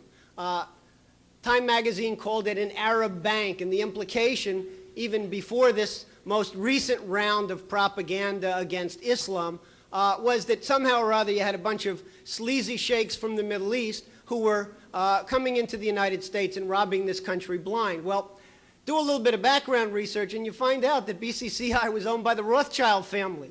You haven't read about that in Time magazine or in the pages of the Wall Street Journal very much. So I would just say, number one, that the BCCI case in and of itself was somewhat blown out of proportion to create the completely fraudulent idea that there's good banks and bad banks. And good banks are the ones that should be saved, and bad banks like BCCI, associated with dirty oil Arab sheikhs, should be shut down, and somehow or other we're dealing with the problem. There's not a clean bank in the United States. There's not an inner city in the United States where virtually every street corner bank is not in one way or other helping out on the destruction of those areas through drugs. So it's a far more basic and fundamental issue on the table here. Our entire banking system, through the process I discussed earlier this morning, has been decimated, and we must start from scratch to put it back together from square one, to reestablish national banking, to create a new generation, I shudder at the thought, of honest accountants who can at least go in and do at least the initial auditing to figure out just how much money was stolen before they go out and get productive jobs. So it's the banking system as a whole that must be torn down and restructured, starting with the Fed, back to national banking and American system economics, and nothing short of that is going to solve any of the kinds of problems that we've been identifying here today. Yes, next.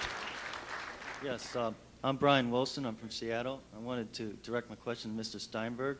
When he had the proposal for the 0.1% tax on derivative markets, I was wondering maybe it would be better for 1% tax on that. And they use half that money for the state government so they can actually have a budget.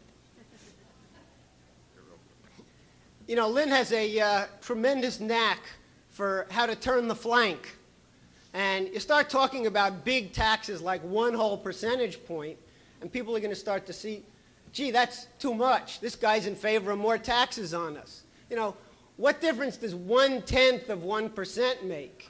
So, you know, let's just go ahead and do it at that level. As I say, we're talking about generating new revenues based on taxing parasites of approximately, and this is a minimal guesstimate, $1 billion a day.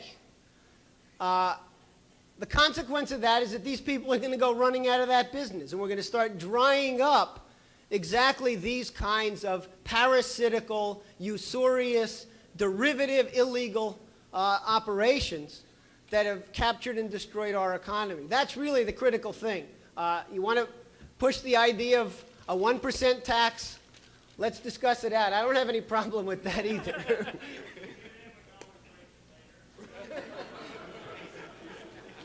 Yes, next.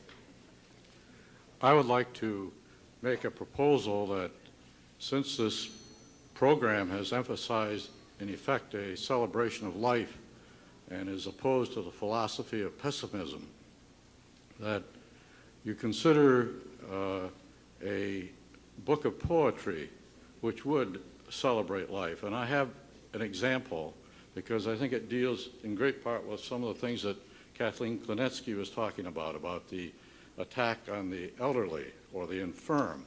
And it's very brief, but I think it will support my question better if I read it.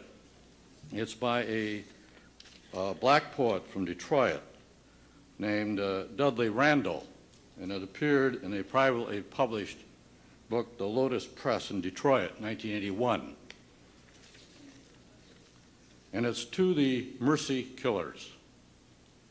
If ever mercy move you murder me, I pray you, kindly killers, let me live. Never conspire with death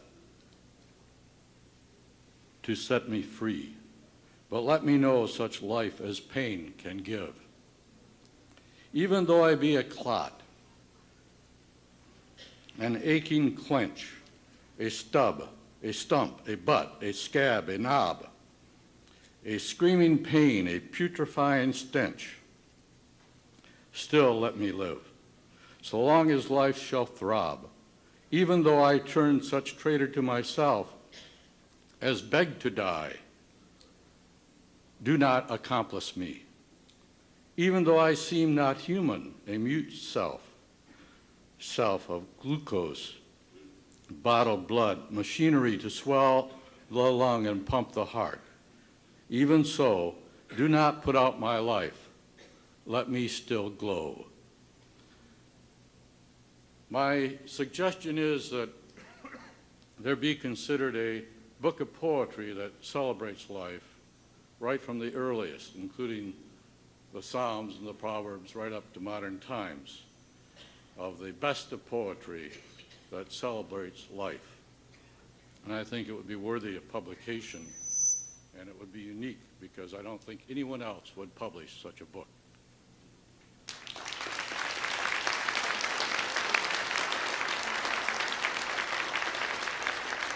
Just one brief announcement before the final question, which is, will Denise Henderson come to the front of the podium to meet Mel Klenetsky?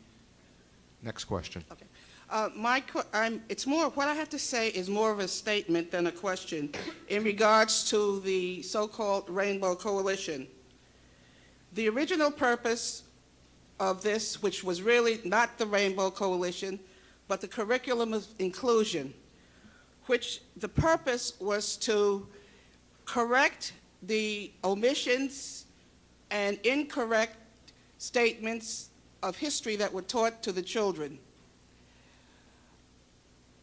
The people originally who originated this idea, I know two of them, did not originally put in about homosexuals. This was not to establish people to love and get used to the life of homosexuals and gays and so on. It was to teach young children tolerance.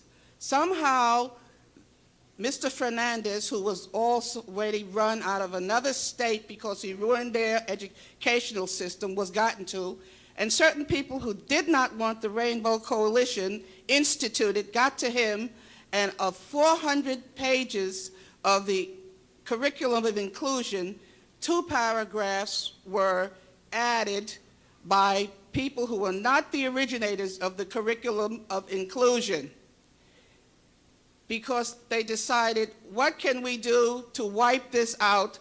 What can we add that people would not like it? And that was, they preyed on homophobic people, people who had problems with the sexual aspect.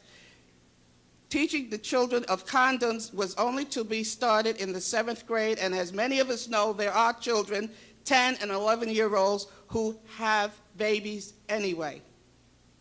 And I don't want people to really get the idea that that is all that the so-called Rainbow Coalition, which was not Rainbow Curriculum, which was not the original title or purpose of this program.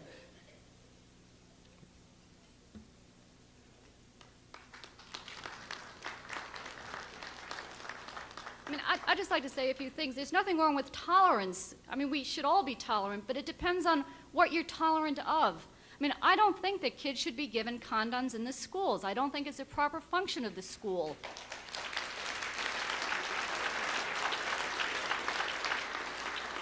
I think that children of the age of 10 or 11 have children because of the cultural pessimism that pervades this society. They don't really have hope. I mean, I think as you see with this Norplant, the push for Norplant in Baltimore and other places, that this is a policy of deliberate genocide. And I don't think we should tolerate that. I don't think we should tolerate teaching kids that environmentalism is right, or that zero growth is right, or that if you're over 65, you should drop dead. I don't think that's tolerance.